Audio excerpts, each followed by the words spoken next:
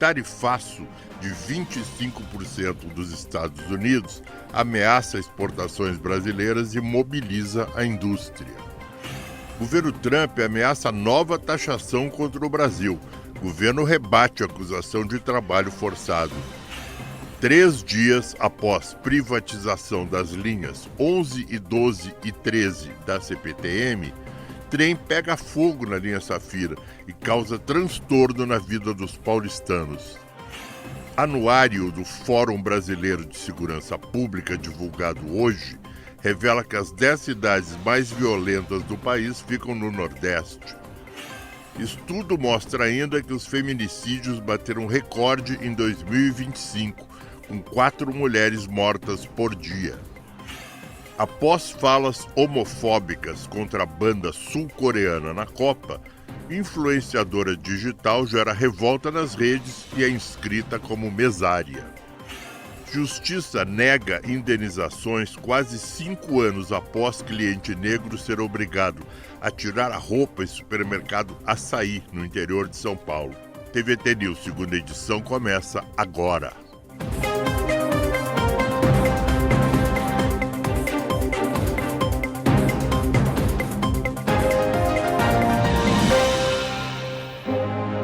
Esse é o TVT News, segunda edição, falo ao vivo dos nossos estúdios, aqui da Avenida Paulista. A TVT se orgulha de ser a primeira e única TV dos trabalhadores do Brasil, agora com alcance nacional. Somos uma concessão pública e uma TV de verdade, trazendo jornalismo com análise, entrevistas exclusivas e sempre na perspectiva de quem constrói o país, ou seja, você. Se você tem antena parabólica digital, já pode assistir a TVT com imagem e som em altíssima qualidade e totalmente gratuita.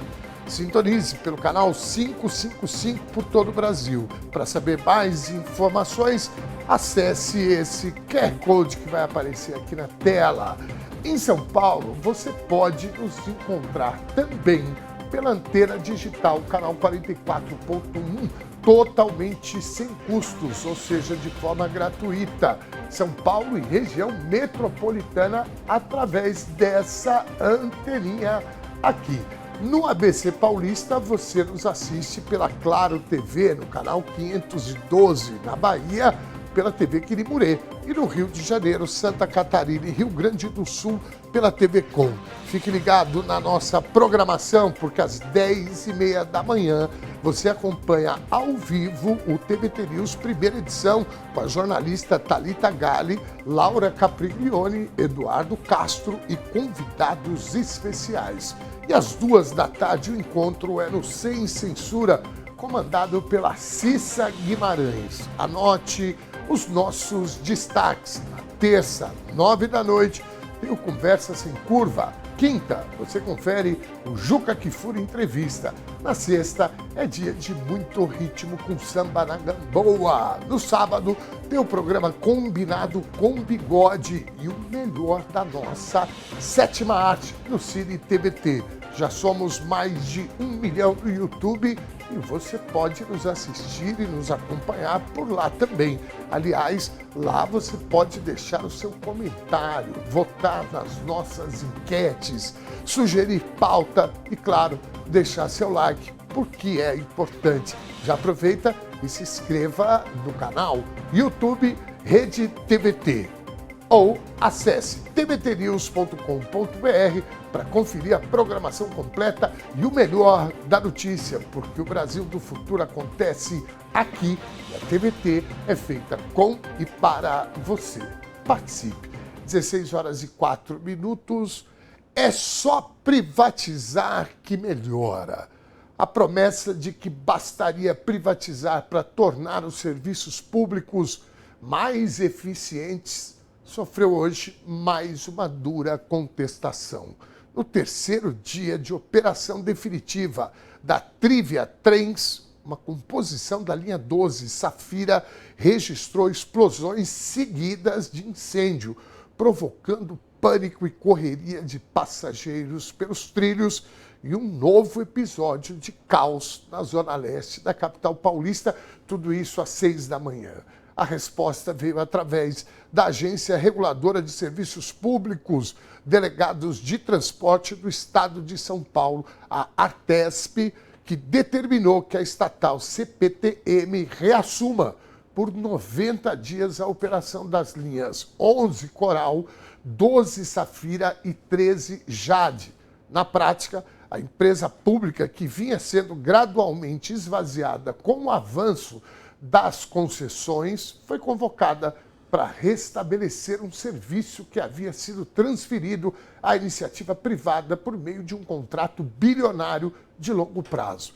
É cedo para atribuir esse episódio a um único fator, mas também seria um erro tratá-lo como um incidente isolado. Dados divulgados para o primeiro semestre de 2026 apontam aumento das falhas graves nas linhas concedidas. Na linha 7 Rubi, por exemplo, o número de panes cresceu de forma expressiva após a mudança de gestão. Esses indicadores merecem uma discussão séria sobre a forma como essas concessões vêm sendo conduzidas e, sobretudo, fiscalizadas. Os defensores da privatização costumam afirmar que a competição e a gestão privada produzem mais eficiência. Essa promessa, porém, pode e deve ser confrontada com os resultados concretos. Quando um serviço essencial apresenta piora operacional e o poder público precisa intervir para garantir sua continuidade, é legítimo perguntar se o modelo adotado está entregando aquilo que foi prometido. E a discussão não se restringe aos trilhos. A privatização da Sabesp foi acompanhada por um aumento expressivo, tanto do preço da água quanto das reclamações de consumidores, envolvendo problemas de abastecimento e qualidade de água em diferentes regiões. Cada caso possui suas particularidades, mas todos reforçam uma questão comum. Serviços essenciais não podem ser avaliados apenas pela lógica financeira. Continuidade, segurança, qualidade e interesse público precisam permanecer no centro das decisões. Talvez a principal lição desse episódio seja justamente esta: privatizar não é, por si só, sinônimo de eficiência. Assim como empresas públicas podem ser mal administradas, empresas privadas também podem falhar. O que a população espera não é um debate ideológico, mas serviços que funcionem, contratos rigorosamente fiscalizados e gestores capazes de responder pelos resultados. Na edição de hoje, vamos mostrar os detalhes da intervenção emergencial nas linhas da CPTM, analisar os dados disponíveis e discutir os impactos dessa política de concessões. Mas antes, queremos saber a sua opinião. Você concorda com a política de privatizações adotadas por alguns governos? Opção A, sim. Opção B, não. E opção C, depende. Manda ver aí, eu já vou adiantar meu voto aqui para vocês, não quero influenciar ninguém, mas absolutamente não concordo com a política de privatização. Eu vou falar rapidamente aqui, conceitualmente, qual que é o problema. Na minha opinião, eu sei que tem gente que vai assustar, mas é isso mesmo. Mobilidade urbana, o direito de ir e vir é um direito assegurado pela Constituição. O Estado brasileiro ele tem, por obrigação, disponibilizar meios para que a população vá para lá e para cá e para onde quiser. Saúde, é um crime você permitir a mercantilização, a transformação dos serviços de saúde e remédios em mercadoria, em grana, lucro. Vocês já imaginaram? Isso está garantido, inclusive, na nossa Constituição. Você fica doente, o Estado, ele tem por obrigação te acolher. Ainda bem que nós temos o SUS, porque a ideia dos liberais é não ter nem o SUS. E por aí você vai, tanto na segurança pública, a lógica fica, quem tem dinheiro paga serviço e desfruta. Quem não tem fica à margem da cidadania. O cara não exerce mais a sua cidadania. Essa é a questão. E eu vou falar mais para vocês. Isso não é papo de comunista velho, não, viu?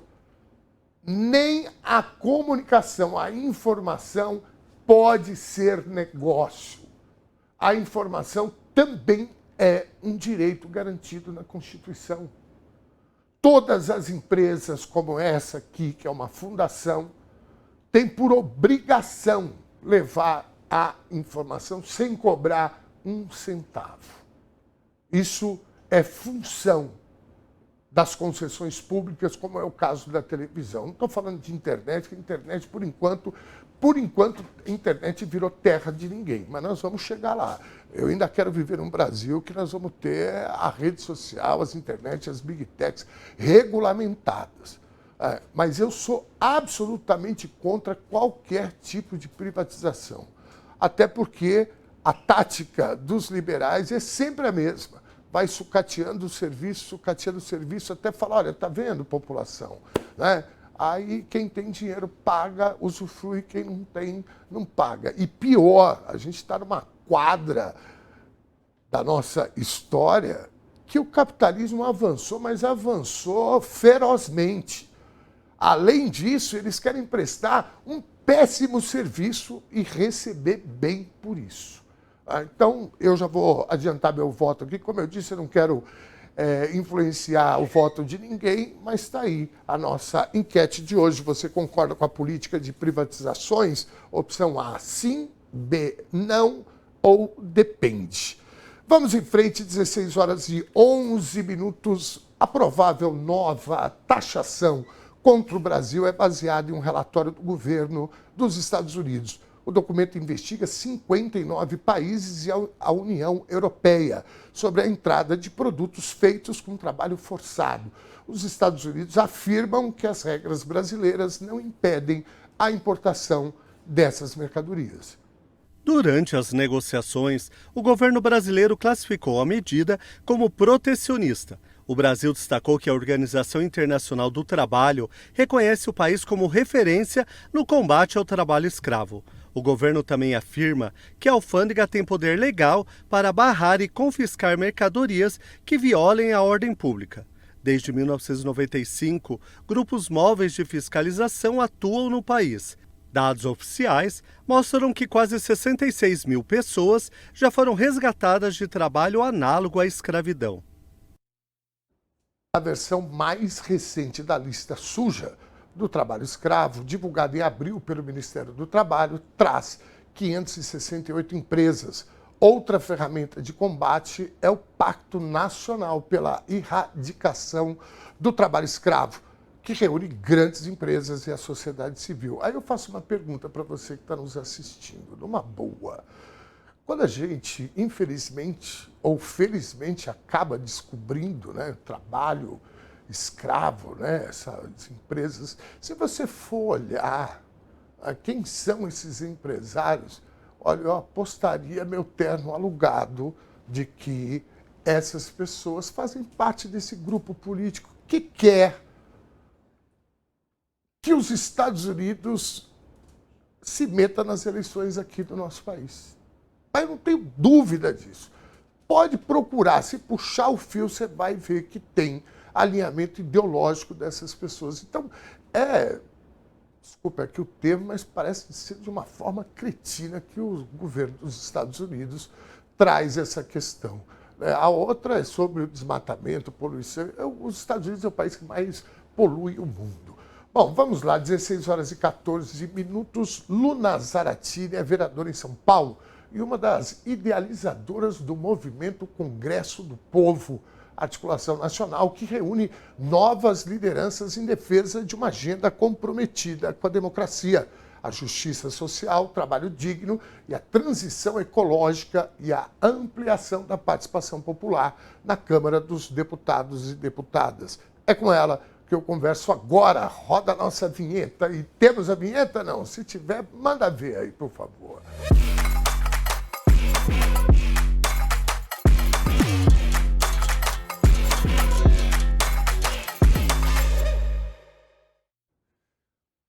Dona Zaratini, que honra recebê-la aqui no TVT News segunda edição, viu? Muito prazer te receber aqui na casa, na TV dos trabalhadores e das trabalhadoras, viu? Seja bem-vinda. Muito obrigada, Dom Ernesto. Também agradecer aqui a TVT pelo espaço de sempre e estamos na luta. Muito bem. Nós estamos falando muito de renovação na política. Eu digo que a maior festa da democracia acontece nas eleições, onde a população vai lá escolher os seus gestores, representantes. E a gente fala muito sobre essa questão de renovação. A gente tem a renovação de gerações, mas nós também temos, e aí é uma pergunta, que ter uma renovação na forma de se fazer política. Como é esse projeto que você é uma das que está à frente, querida? Bom, renovação política são essas novas ideias e não as velhas ideias. Vocês estavam falando antes da questão das privatizações. E a gente está vendo que as privatizações feitas pelo governador Tarcísio estão piorando muito a vida do povo. A privatização dos trens, o que aconteceu hoje na linha 11, 12, 13, né, dos trens que levam à Zona Leste com explosão, com descaso, humilhação do trabalhador, a privatização da Sabesp, água cara, água barrenta, piora dos serviços. Essas são as velhas ideias. A renovação política, ela vem com ideias, força de luta e de transformação do mundo. Então, ela não perpassa apenas por sermos jovens, mas por seguirmos a luta daqueles que vieram antes de nós, por um Brasil soberano, um Brasil da democracia, dos direitos sociais, do avanço para os trabalhadores. E hoje lançamos o Congresso do Povo, a renovação já começou. São lideranças jovens espalhadas pelo Brasil, lideranças que vêm do movimento estudantil, dos movimentos populares, da luta do campo, da reforma agrária, das lutas que acontecem nas cidades, e nós queremos dar um passo maior, mostrar que esse Congresso, hoje, da forma como ele está composto, ele é um Congresso majoritariamente inimigo do povo, porque não pautou o fim da escala 6x1, não pautou a taxação das grandes fortunas, não pautou projetos como transição ecológica, como a PEC da segurança pública, e nós precisamos dar um recado nas ruas e nas urnas. E por isso que esse Congresso do Povo reúne essas lideranças para a gente poder fazer essa ocupação da política e a transformação da política. Muito bem. Bom, você recebeu um pedido do presidente Lula há pouco tempo. Eu queria que você falasse sobre esse convite. Bom, o presidente Lula me convocou, né, para o seu time, né, de transformação do Brasil e me ligou. E depois me convidou para uma reunião lá em Brasília para a gente debater o que estava acontecendo no Brasil, no mundo, mas também dessa necessidade, urgência da renovação política. E me fez o convite de ser pré-candidata a deputada federal e ocupar uma vaga em Brasília e fazer a mudança no Congresso Nacional, né, para que a gente possa ter o presidente reeleito, seguindo esse projeto democrático popular do Brasil, e também ter o Congresso alinhado com as pautas do povo e com as pautas defendidas pelo presidente Lula. Por isso, hoje sou pré-candidata a deputada federal. Esse convite foi a mim, mas eu acho que se estende a essa nova geração de lutadores e lutadoras que vem fazendo um trabalho bastante importante.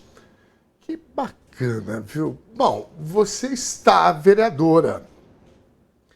Você teve um mandato de 2 anos, o qual você teve 17 mil votos, e você teve 2 anos de trabalho para mostrar para a população da cidade de São Paulo, que eu costumo dizer que São Paulo não é uma cidade, é um país, né? É a maior cidade do Brasil, da América Latina, uma das maiores do mundo. A Câmara dos Vereadores, por exemplo, tem 55, né, vereadores e vereadoras. Bom, e aí, na tua renovação, você passa de 100 mil votos. Tá? É uma responsabilidade para uma jovem como você, que já foi pegando os desafios que foram aparecendo. 2 anos que eu tenho, então vamos trabalhar esses 2 anos e aí conseguir apresentar um trabalho que fez com que a tua votação, né, se multiplicasse pelo menos quase 5 vezes, né? Bom, Nesse momento agora da pré-candidatura a deputada federal, eu imagino que você já está pensando aí quais são as plataformas, discutindo, porque você tem um mandato muito participativo, né? Eu queria te perguntar como está esse processo, né, de preparação da pré-campanha e daqui a pouco já a campanha, né? 70 e poucos dias, né, de campanha. 73 dias. Nossa hoje. Senhora, hoje. Parece muito, mas é muito pouco.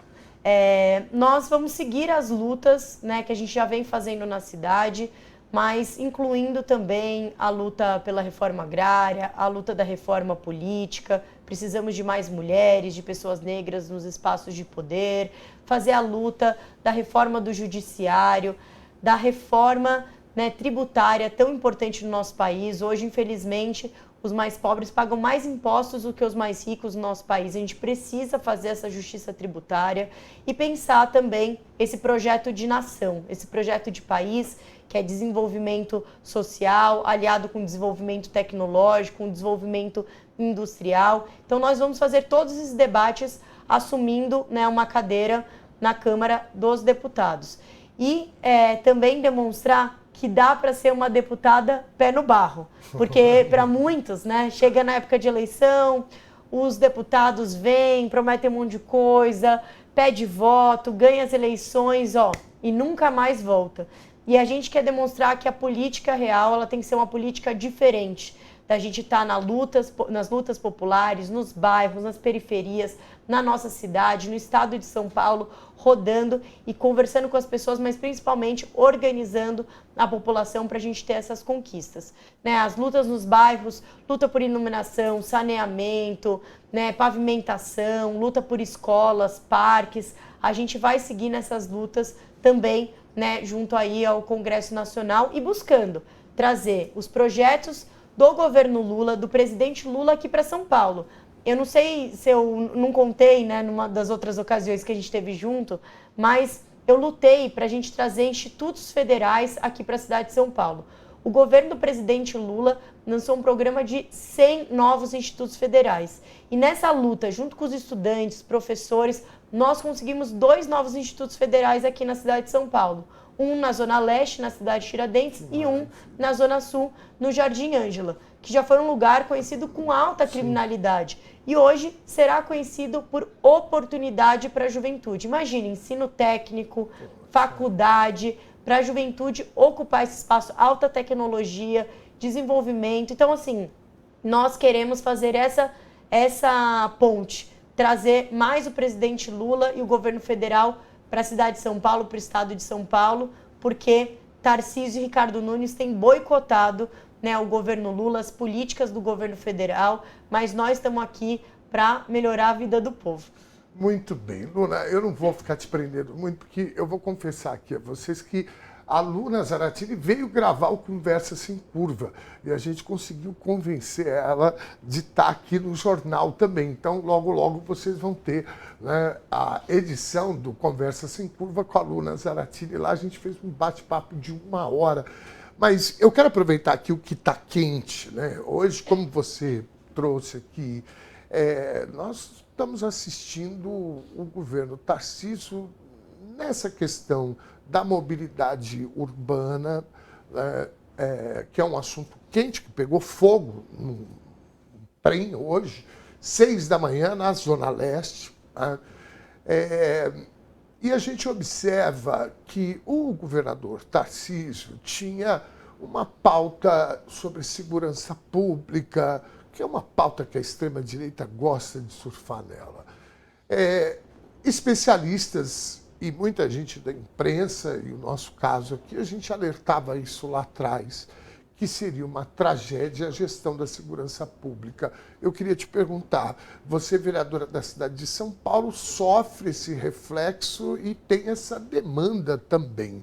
Como é que você avalia o governo Tarcísio nessa perspectiva da segurança pública, Luna? Antes de falar, eu quero falar rapidamente da privatização dos trens. A privatização dos trens da CPTM está com resultado aí, explosão, caos que a gente viu.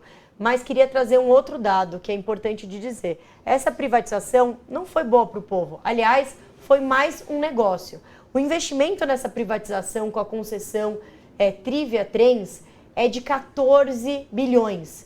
Mas, olha esse detalhe, quem entra com 10 bilhões? O governo do estado, que poderia estar investindo na empresa pública. Então a gente está vendo que essa privatização só piora para o povo e enche o bolso dessas concessionárias, enquanto o povo tem que andar 10 quilômetros para chegar na próxima estação.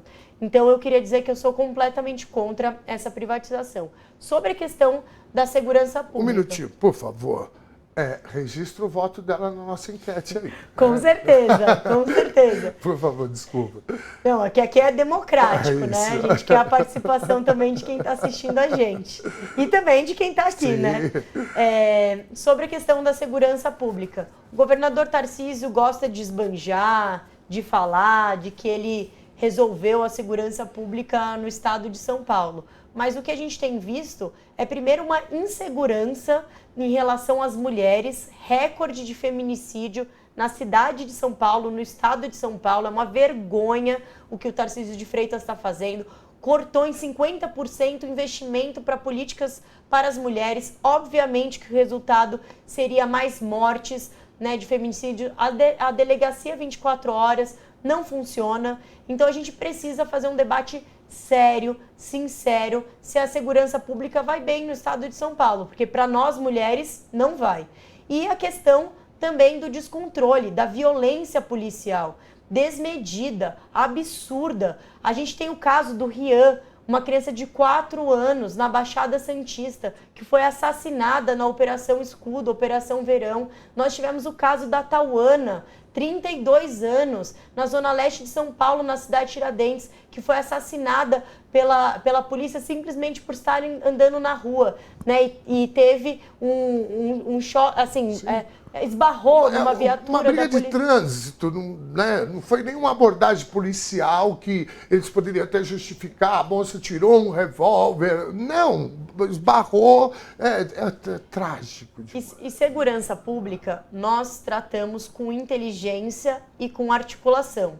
Tarcísio de Freitas foi o governador contrário às câmeras corporais policiais. Desde o início, que a gente sabe que garante a segurança de todos, tanto do cidadão comum, tanto dos próprios policiais. Sim. Então é um descontrole que está acontecendo, né, no estado de São Paulo.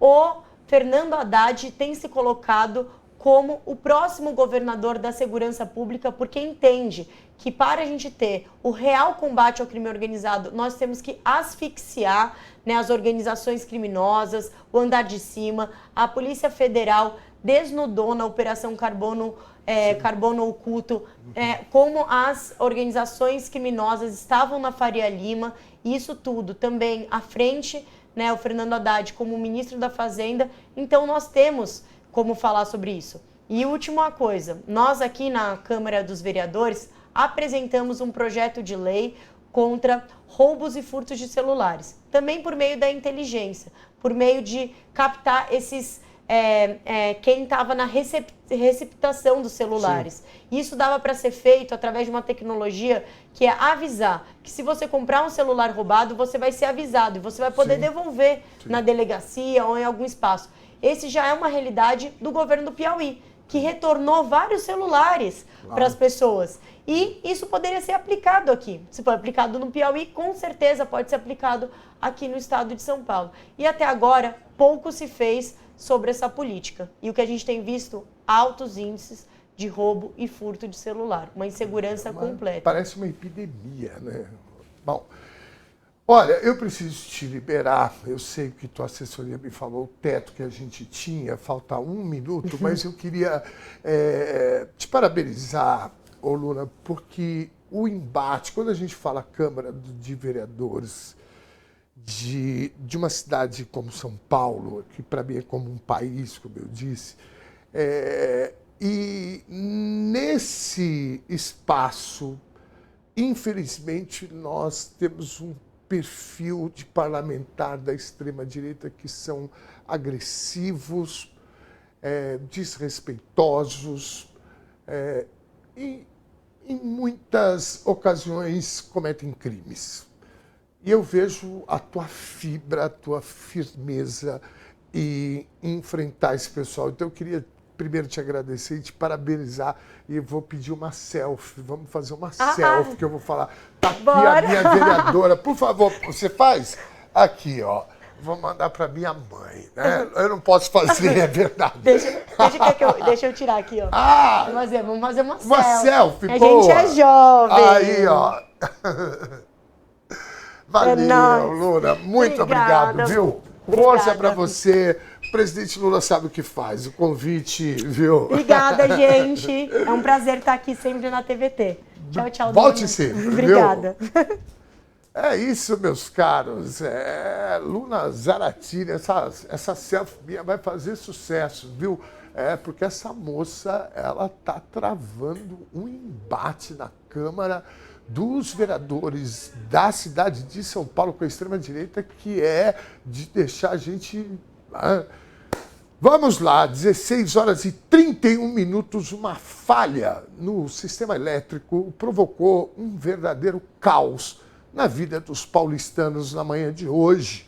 Uma explosão na linha 12 Safira chegou a gerar um incêndio que quase terminou em tragédia dentro de um dos vagões de trem.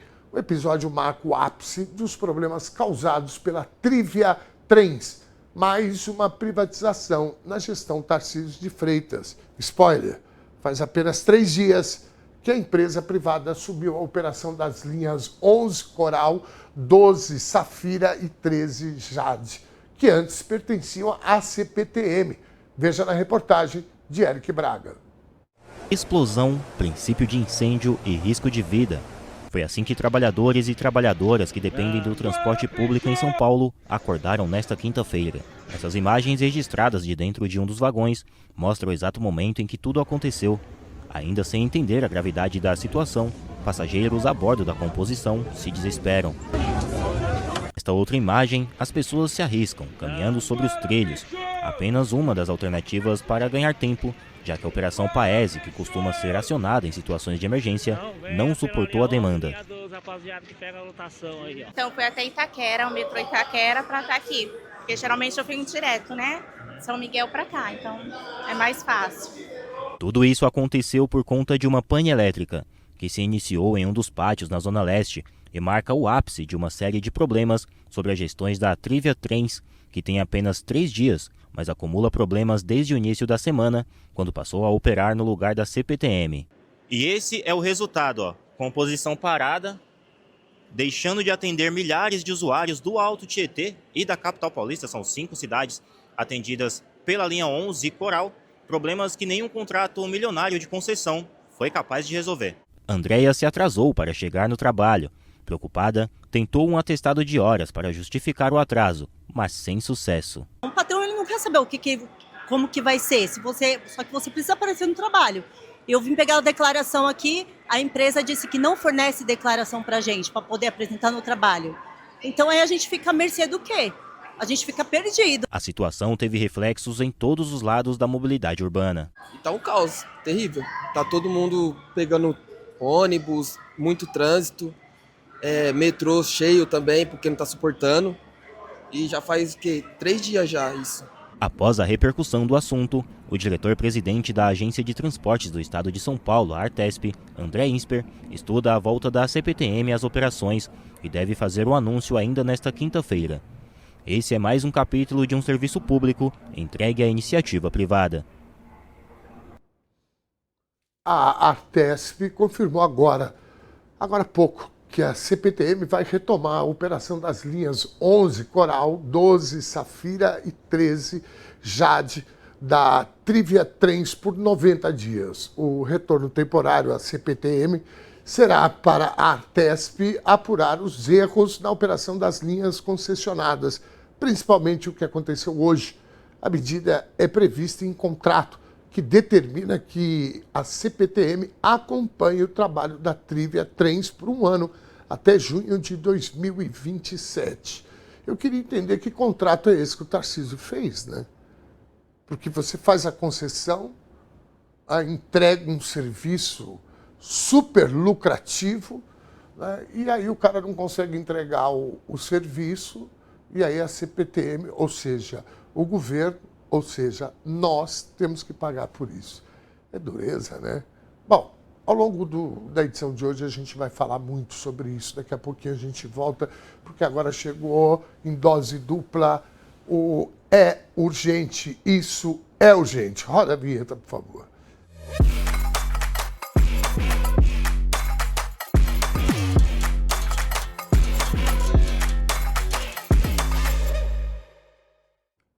Agora vamos falar da força dos movimentos populares, da defesa da democracia e da aposta diária em uma transformação social verdadeira, com formação em Direito e mestrado pela Fundação Getúlio Vargas. Sua atuação é marcada pelo combate às desigualdades raciais, pela defesa de uma segurança pública de direitos e pela construção de políticas públicas para a juventude do nosso país. Recebemos agora, no TVT News segunda edição, a militante do MST e do Levante Popular da Juventude, Jesse Daiane, pré-candidata a deputada estadual pelo PT de São Paulo. Seja muito bem-vinda, companheira. Como é que Obrigada, você está? Firme? boa tarde. Que maravilha, Firme. viu? Eu estive no Armazém do Campo esses dias, e aí fazendo uma análise de conjuntura com alguns companheiros e essa ansiedade que a gente tem de renovação, e aí me falaram de você, eu fiquei super feliz, eu falei, vamos combinar um bate-papo. Tudo bem contigo, né? Tudo bem, agradeço muito a oportunidade e esse espaço para a gente conversar. Muito bem, antes da gente começar, eu quero pedir para colocar a nossa enquete, porque a Luna Zaratini já votou aí, eu não sei se computaram o voto da Luna, né? Mas se não computaram, computa aí, tá aí. Ó. Você concorda com a política de privatizações? A nossa audiência está votando ali, ó, 3% sim, 91% não e 6% depende. Eu queria o teu voto e o teu comentário também.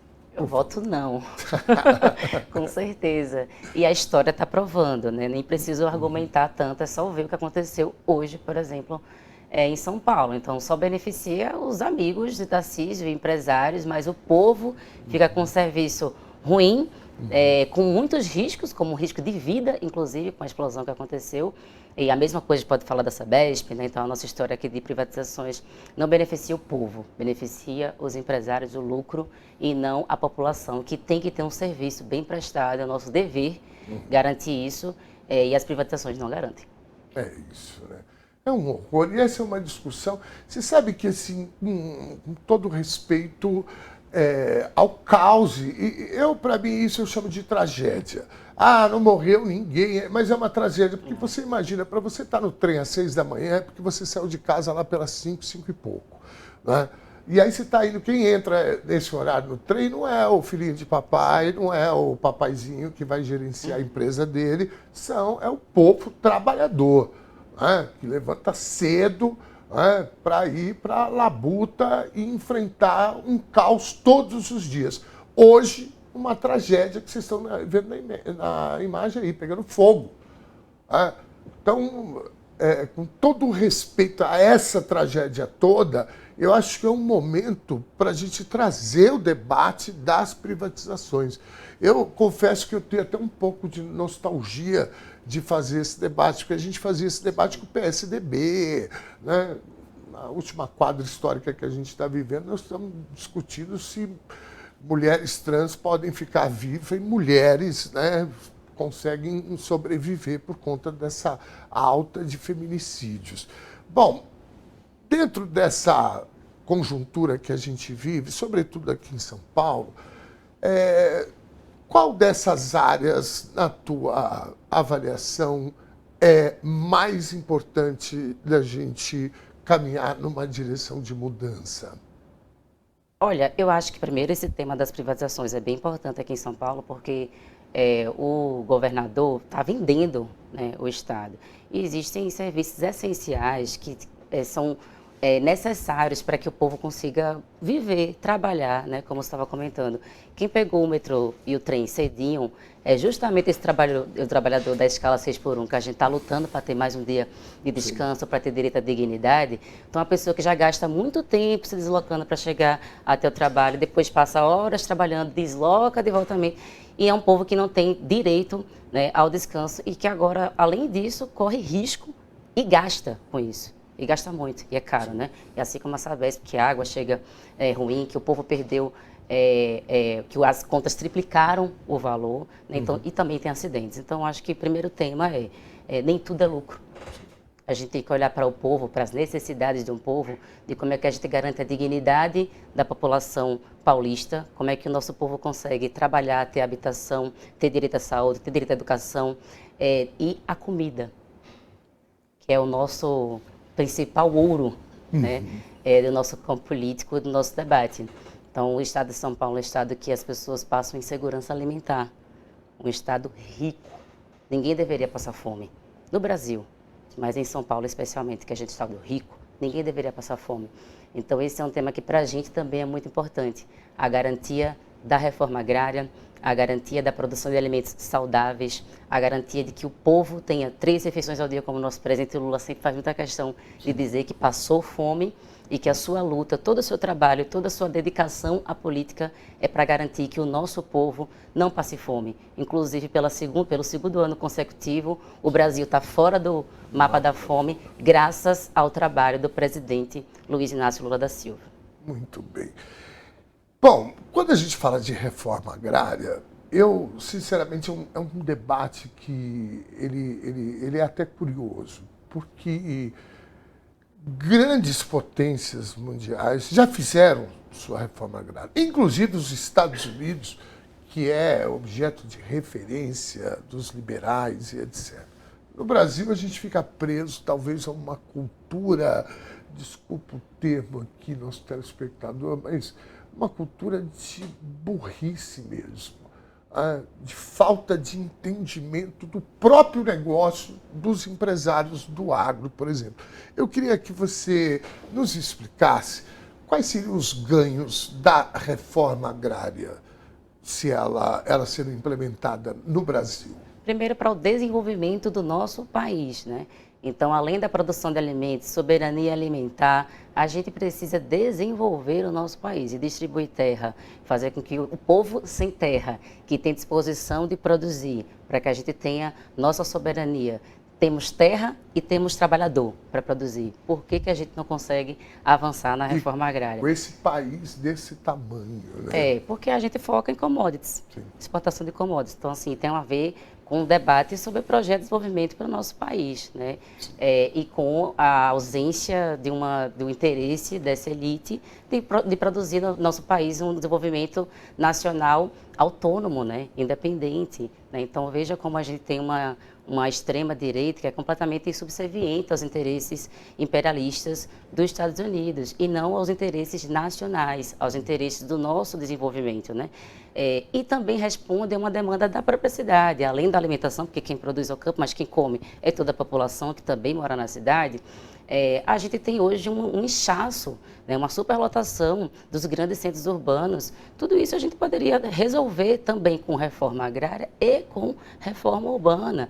Então, assim, tem um debate que a gente precisa colocar enquanto Partido dos Trabalhadores, enquanto quem tem projeto de país, para desenvolver o nosso país com justiça social, que a gente tem que desenvolver e garantir que todas as pessoas também se apropriem da riqueza que é produzida pelo nosso país. A reforma agrária é necessária, ela é uma reparação histórica, porque o nosso país, quando aboliu a escravidão, excluiu a população negra do acesso à terra, dos direitos políticos, do acesso à educação. E até hoje a gente vive as consequências desse processo. Então, a reforma agrária também é da terra, é garantir que o povo que foi excluído do acesso à terra lá no período da abolição seja reparado e que hoje se amontoam nas periferias, são violentados nas periferias. E com um detalhe muito importante, sem tirar terra de ninguém, porque tem terra aí. Tem terra. Exatamente. Uma outra questão que me chama muito a atenção, o Brasil acho que é o Inclusive, terceiro... tem tanta terra que Tarcísio Pois criou é. a lei da grilagem, Pois né? pois E está vendendo terra com 90% de desconto para grileiro. Né? Então, Os ao invés de amigos do fazer, rei, ao invés de fazer reforma agrária e cumprir a Constituição, ele está dando terra para grileiro. Duas questões que eu queria colocar em relação ainda sobre esse tema. A primeira delas é o seguinte, nós somos, acho que o terceiro maior produtor de alimentos do mundo. Nós temos uma questão da qualidade da comida. A reforma agrária, né, ela traz, assim como a agricultura familiar, uma nova concepção com os alimentos. Eu queria que você falasse um pouco. A gente defende a agroecologia. Então, é um alimento sem veneno, que a gente está vendo crescer. Eu, quando era criança, não escutava tanta notícia de pessoas morrendo de câncer, pessoas próximas, né? Agora todo mundo conhece. Infelizmente. Né? Infelizmente, né?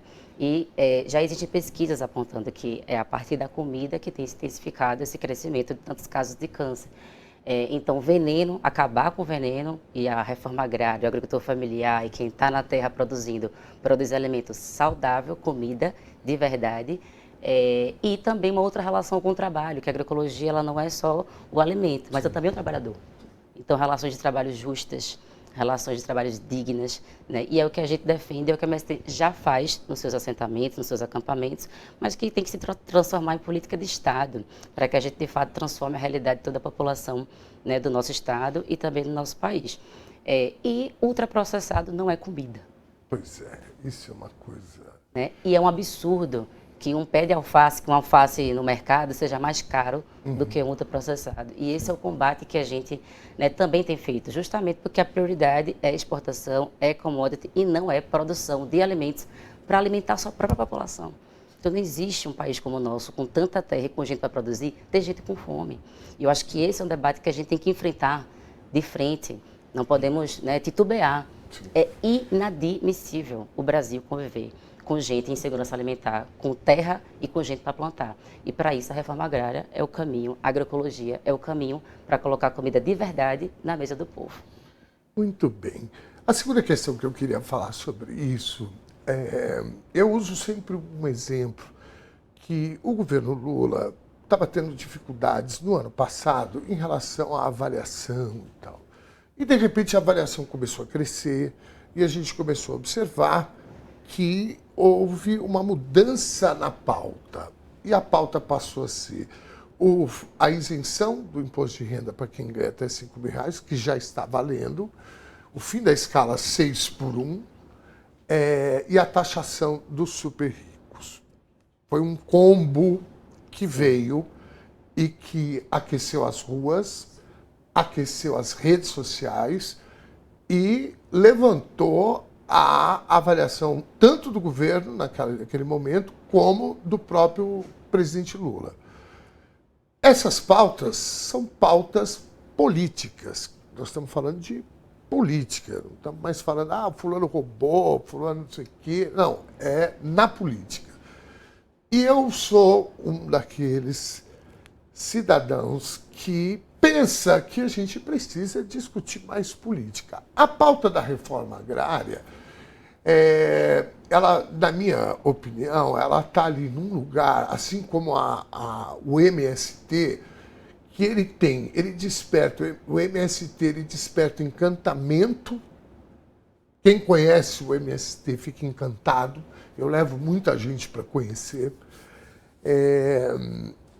E, ao mesmo tempo, ele é alvo da extrema-direita o tempo todo, assim como a reforma agrária. Quando a gente fala de encantamento, é porque é na política a discussão. Eu acho que dentro dessas pautas que eu falei, aqui que eu enumerei, podemos incluir os movimentos sociais, sobretudo o MST, e a pauta da reforma agrária. Eu acho que a gente ganha com isso, porque, na minha avaliação, o Brasil nunca passou por um debate profundo ideológico. Nós fomos empurrando as coisas, homens e mulheres escravizadas, esse período tão triste da nossa história, a ditadura militar, a pandemia já estão também, deixando para lá. E eu acho que o que a gente precisa, na verdade, é de um grande debate. E as nossas armas são essas aí, inclusive a reforma agrária. Como é que você avalia essa questão? Não, perfeitamente. Assim, eu acho que, inclusive, esse é o momento, o período de debate de processo eleitoral como um todo, que a eleição não é outubro, né? É esse processo em que a sociedade se coloca para debater os problemas do nosso país, as soluções e projeto político. Quais são os projetos políticos que estão se enfrentando neste momento, né, nesse processo eleitoral. Então, tu citou aí, né, a fim da escala 6x1 e a taxação dos super ricos e como que teve essa virada da pauta, inclusive um aumento da popularidade e aprovação do presidente Lula. Teve uma combinação aí de duas coisas nesse processo, né? A primeira, do plebiscito. Os movimentos populares organizaram um plebiscito popular. Esse plebiscito popular colocou diversas organizações de juventude, Movimento Sem Terra, Movimento Sem Teto, sindicatos... Nós fomos urna aqui. Sindicato, todo mundo, TVT. Né? Então, todo mundo foi ao território, foi até a porta do metrô, foi de porta de casa em casa, conversar com a população e debater o fim das escala 6x1 e debater a importância da taxação dos super ricos. Então, assim, esse processo, ele contribui para a gente ganhar a sociedade.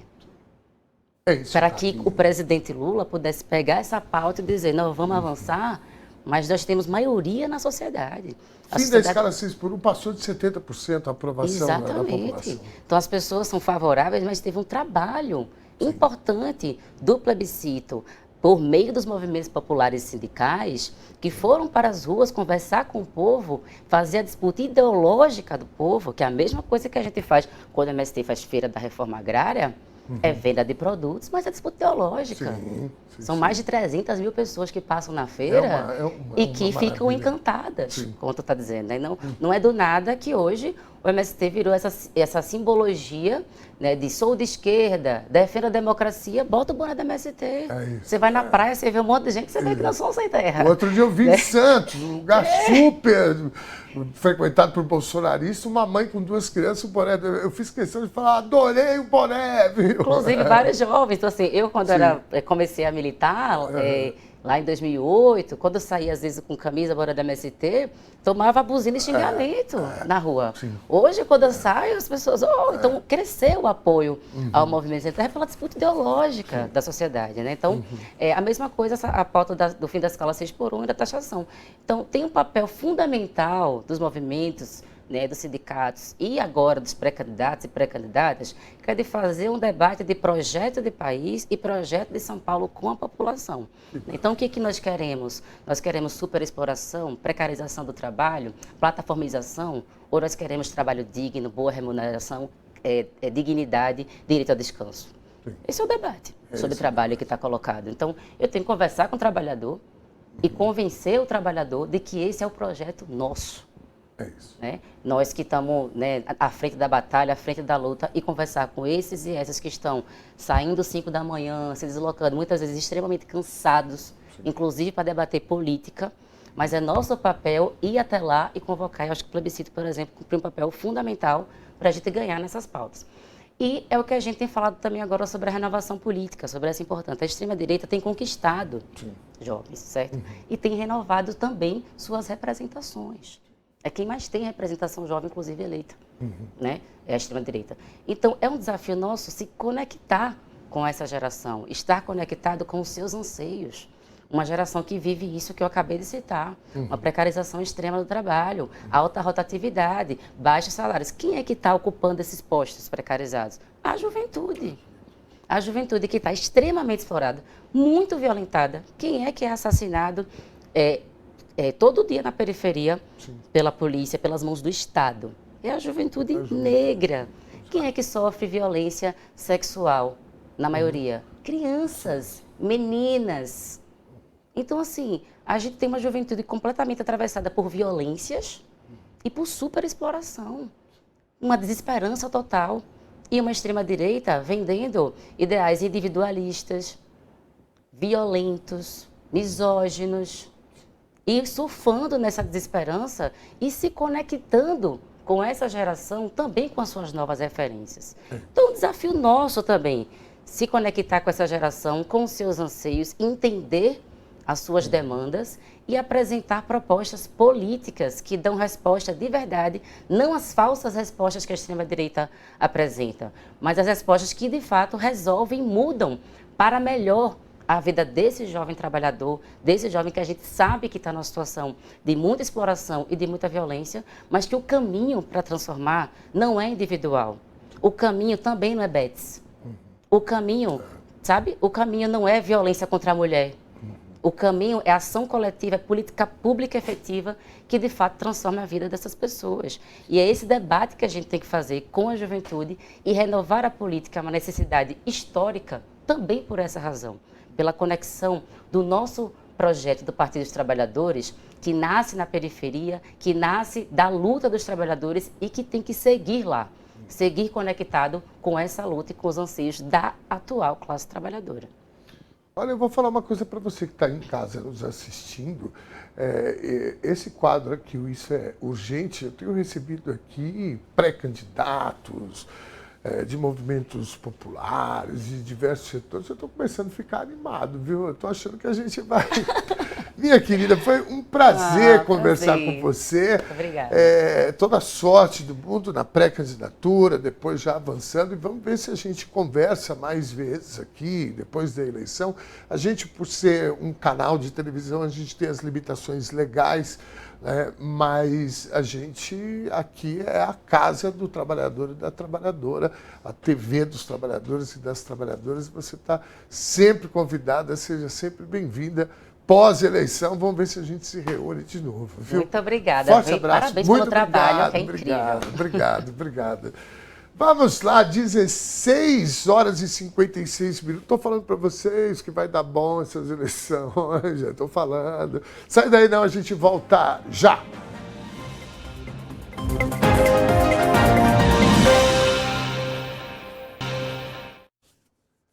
Este é o TVT News, segunda edição, 16 horas e 58 minutos.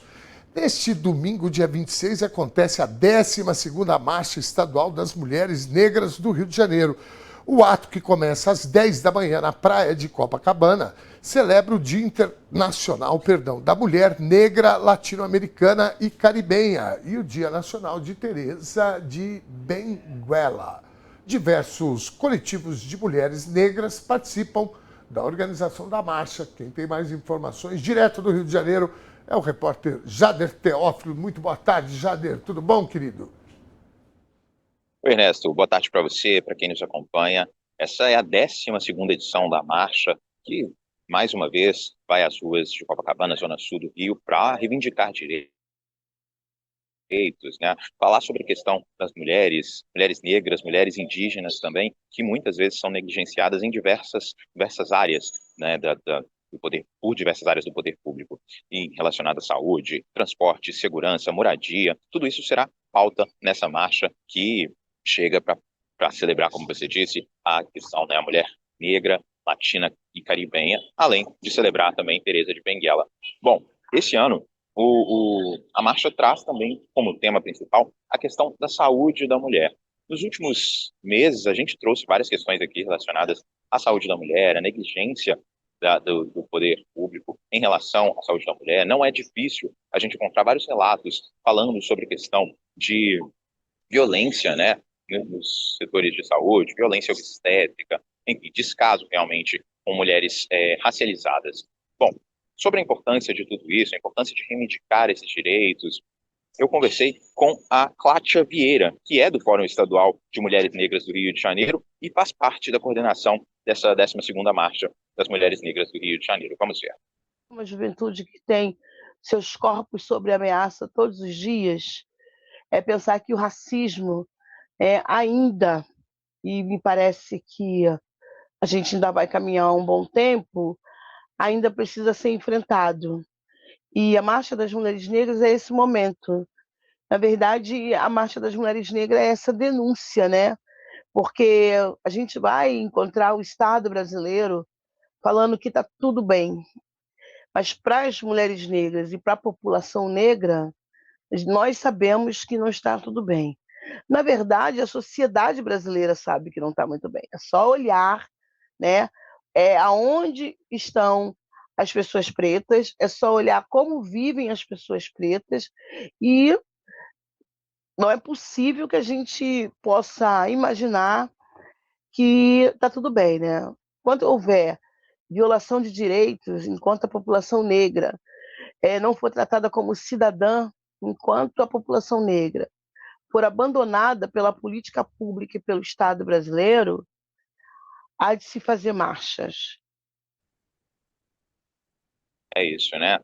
A Flávia fala sobre violação de direitos, mas também a falta de acesso, né? Aqui no Rio de Janeiro, eu acho que essa situação fica muito intensificada justamente por conta da geografia da cidade, né? É muito possível perceber no dia a dia quem tem acesso às melhores oportunidades, tanto de emprego, oportunidades culturais, ao transporte, à segurança, principalmente aqui no Rio de Janeiro, né? Quando a gente fala de operações policiais, enfim, milícia, tráfico, existe uma demarcação muito forte aqui no Rio de Janeiro e a marcha pauta isso, trazendo um olhar sobre a questão política, já que é um ano eleitoral, a marcha chega quase às vésperas, né, da campanha eleitoral, então também traz todo esse viés político e fala também sobre a questão da violência política que acontece principalmente contra mulheres negras, mulheres periféricas, mulheres indígenas. A Luana Xavier, que é a coordenadora geral da ONG Crioula, ela falou um pouco mais sobre essa questão, sobre essa profundidade que a marcha ganha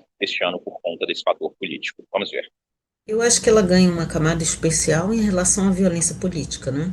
Mulheres negras que se candidatam a cargos eletivos como no parlamento, ou como para prefeitas, governadoras, e poucas, infelizmente, conseguem se candidatar à presidência, todas elas sofrem uma ameaça constante, não só durante o processo eleitoral, na configuração dos resultados da eleição e depois delas, né? Então, a ideia de enfrentar a violência política, que não é só em relação a esses cargos, mas a toda a sua vida de participação, né, em instâncias governamentais, em instâncias privadas, se coloca em jogo nesse momento, né? Então, a marcha também quer isso, quer que essa proteção às mulheres, em termos das suas condições, né, quer sejam mulheres negras, mulheres LGBTQIAP+,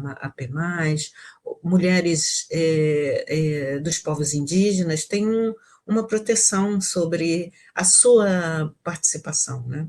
Porque parece que elas estão invadindo um campo que não lhe é positivo, né?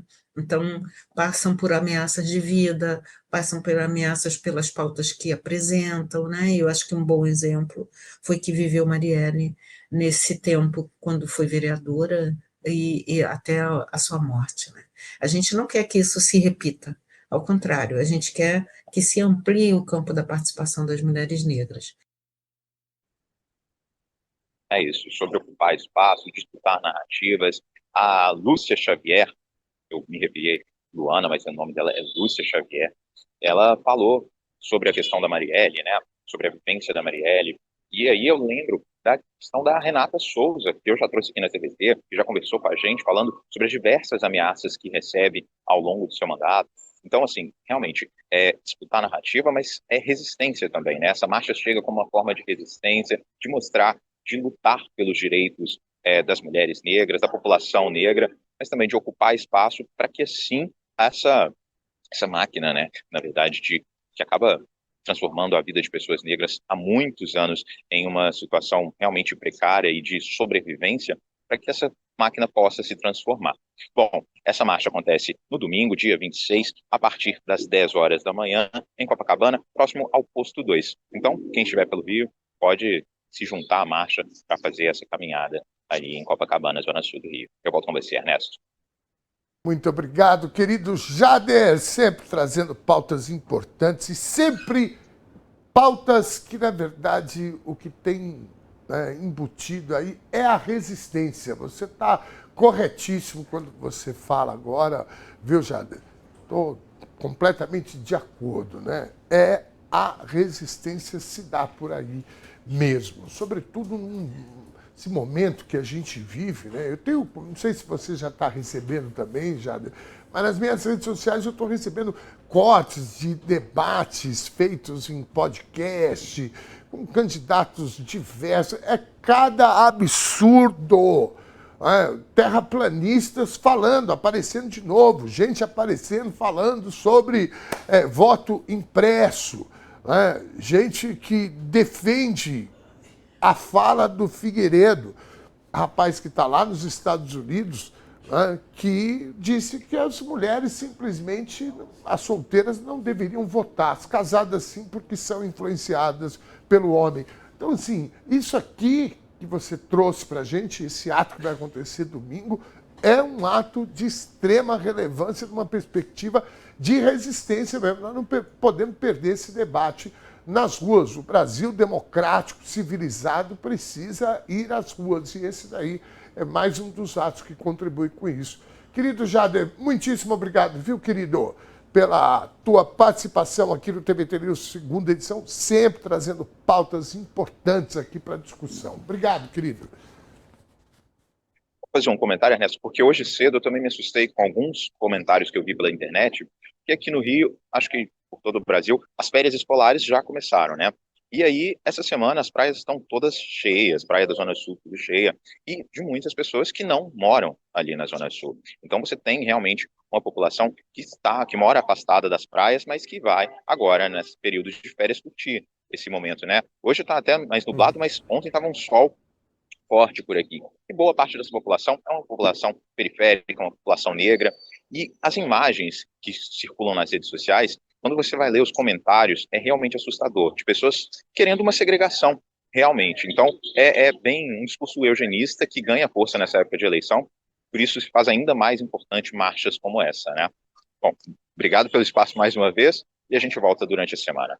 Até mais. Cirúrgico, abraço forte, queridão, obrigado. 17h08.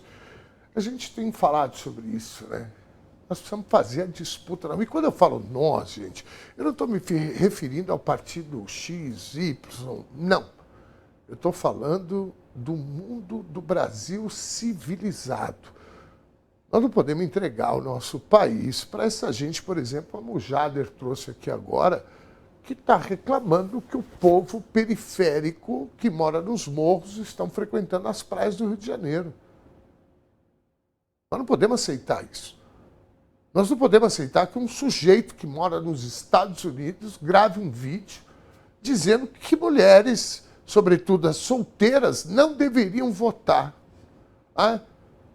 Que não tem preparo para votar. Mas, gente, é de cair os boteados do bolso, como diz o povo lá na terra do Valério. Mas é verdade, é estarrecedor. E esse tipo de situação aí, tipo de ação, melhor dizendo, que vai acontecer no Rio de Janeiro, é importantíssimo. Amanhã acontece uma aqui em São Paulo também. Depois nós vamos passar o serviço direitinho. Eu estou vendo com a Ruth de Souza se ela pode vir aqui no jornal para falar sobre isso. Bom, vamos lá, gente. Resistência. A Justiça negou pedidos de indenização quase 5 anos após um cliente negro ser obrigado a tirar a roupa em um supermercado, o Açaí. O caso aconteceu em Limeira, no interior paulista, em agosto de 2021. Na ocasião, o metalúrgico Luiz Carlos da Silva foi injustamente acusado de furto no estabelecimento. Os pedidos de indenização por dano moral coletivo foram movidos em 2021 por meio de 2 ações civis públicas contra a rede. Em 2024, a Justiça já havia absolvido 2 vigilantes que abordaram o cliente e eram acusados de discriminação racial.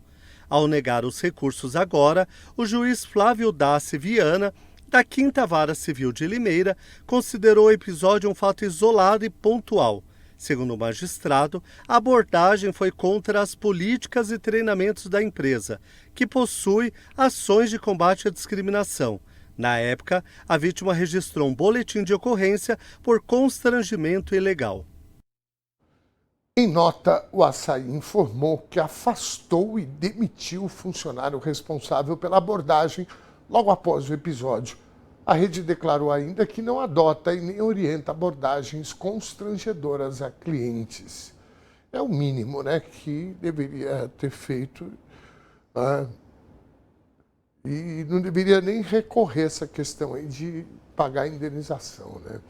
Hoje, nós já falamos sobre esse triturador da máquina do Estado, que é o governo Tarcísio, com privatizações e mais privatizações. Agora, nós recebemos a deputada estadual pelo PSOL, Ediane Maria, para falar de mais esse caso de falha grave num serviço recém-privatizado. Seja bem-vinda, deputada Ediane, obrigado por nos atender. São Paulo, sobretudo Zona Leste, hoje, 6 da manhã, literalmente estava pegando fogo. Eu chamei de tragédia, apesar, graças a Deus, de não ter tido nenhuma vítima fatal, mas para quem acordou 4h30, 5 da manhã, para pegar o trem, para poder ir ao seu trabalho, já é um caos todos os dias. No dia de hoje foi uma tragédia, sim. Deputada, quais os encaminhamentos? Já tem novidades aí que a CPTM vai assumir por 90 dias as linhas de novo, né? Mas qual a tua avaliação nesse momento, depois que você recebe essa notícia? Boa tarde mais uma vez, deputada. Boa tarde, Dom. Primeiro quero saudar aqui essa abertura no teu programa. Muito importante a gente falar de um caos que ele é histórico, Dom. Né? Desde que eu cheguei aqui no estado de São Paulo, eu lembro como hoje, né, que eu trabalhava no Brás também, então eu lembro de pegar o trem e ser sempre assim, você não escolhe o lugar que você vai se sentar, você é empurrado, você é conduzido para onde tem lugar dentro do vagão e às vezes você não cabe nem dentro do vagão, ou seja, o povo anda igual sardinha enlatada. Aí a gente olha para o que está acontecendo, não hoje, né? São 3 dias. 3 dias da concessão de uso, a privatização das linhas, né? Linha 11, 12 e 13, e também a Expresso, né? Aeroporto que vai para Guarulhos, o aeroporto de Guarulhos, que a gente viu que essa concessão da Trívia, né? Não deu certo. Né? Não deu certo porque nós temos, infelizmente, hoje no estado de São Paulo, um governador que está mais preocupado em ganhar dinheiro, né, e privilegiar seus amigos do que garantir que o trabalhador que acorda cedo, né, que muitas vezes vai dormir muito tarde, né, vira à noite, muitas vezes ali todos os dias é um problema. O que nós estamos acompanhando aqui no estado de São Paulo? Todos os dias é um problema e o transporte público hoje, com o governador Tarcísio de Freitas, está cada vez pior. Então, são 3 dias e um teste aí dessa concessão, que finalmente a linha, né, o diretor Paulo, hoje de manhã, inclusive, orientando que os usuários, né, quem estava dentro do vagão, não poderia sair. Né, que é esse o protocolo que foi aderido pela empresa. Como que a pessoa não vai sair, não vai circular pelas linhas, né, pelos trilhos, mesmo correndo risco de vida, inclusive, sendo que estava pegando fogo, literalmente, o vagão. Ou seja, só estão privatizando e fazendo esse descaso com a vida do povo, colocando a vida do povo em risco, dos trabalhadores em risco. Ninguém escolheu sair de sua casa às 5 horas da manhã, 4 horas da manhã. A população ela é condicionada. Os trabalhadores, historicamente, aqui no estado de São Paulo, foram condicionadas a acordar muito cedo.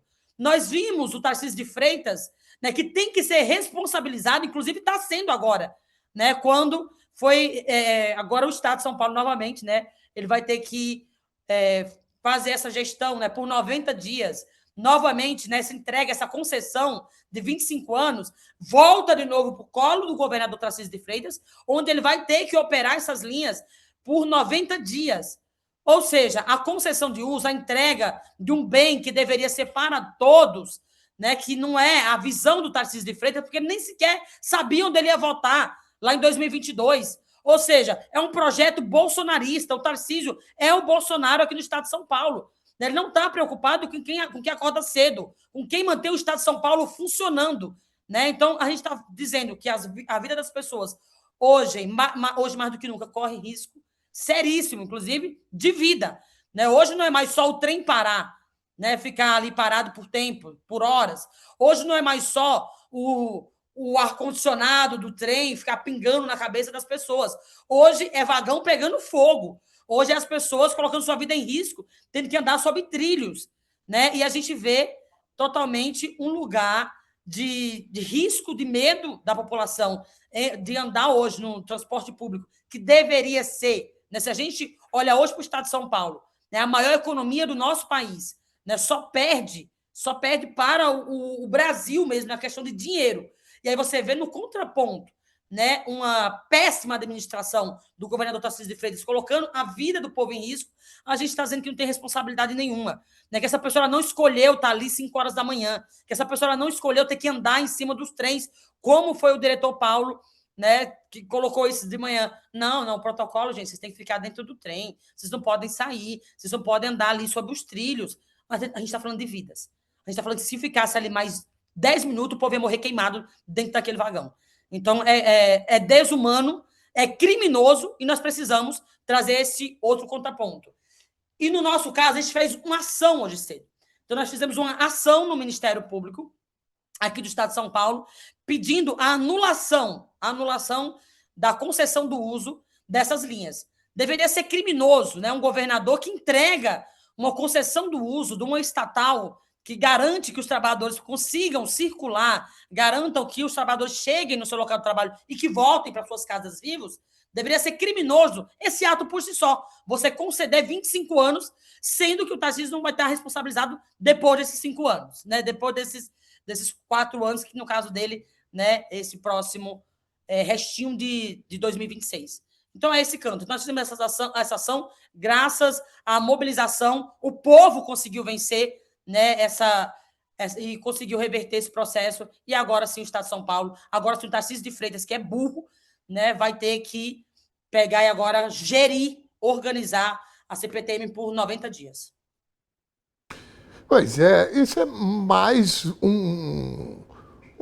uma situação, no mínimo, incômoda, porque uma concessão, ela passa por valores altíssimos, né, de lucratividade das empresas, né, normalmente compram bem baratinho, a gente viu isso com a Sabesp, por exemplo, né, e agora, num momento de caos e pânico na vida de milhares de trabalhadores, simplesmente, né, o Estado assume novamente a gestão. Esse contrato, deputada, tem como questioná-lo também nesse quesito, porque, afinal de contas, a conta vai ficar para o cidadão paulistano novamente? Nós entramos com essa ação também, pedindo também esse questionamento. Será que essa empresa ela tem condições, e ela já mostrou na prática, Ernesto, ela já mostrou na prática que ela não tem condições de levar trabalhador para lugar nenhum, né? São 3 dias apenas essa concessionária, né? Essa empresa nova, colocando a mão na massa, e viu que ele é péssimo de fazer bolo, você não poderia jamais fazer nada.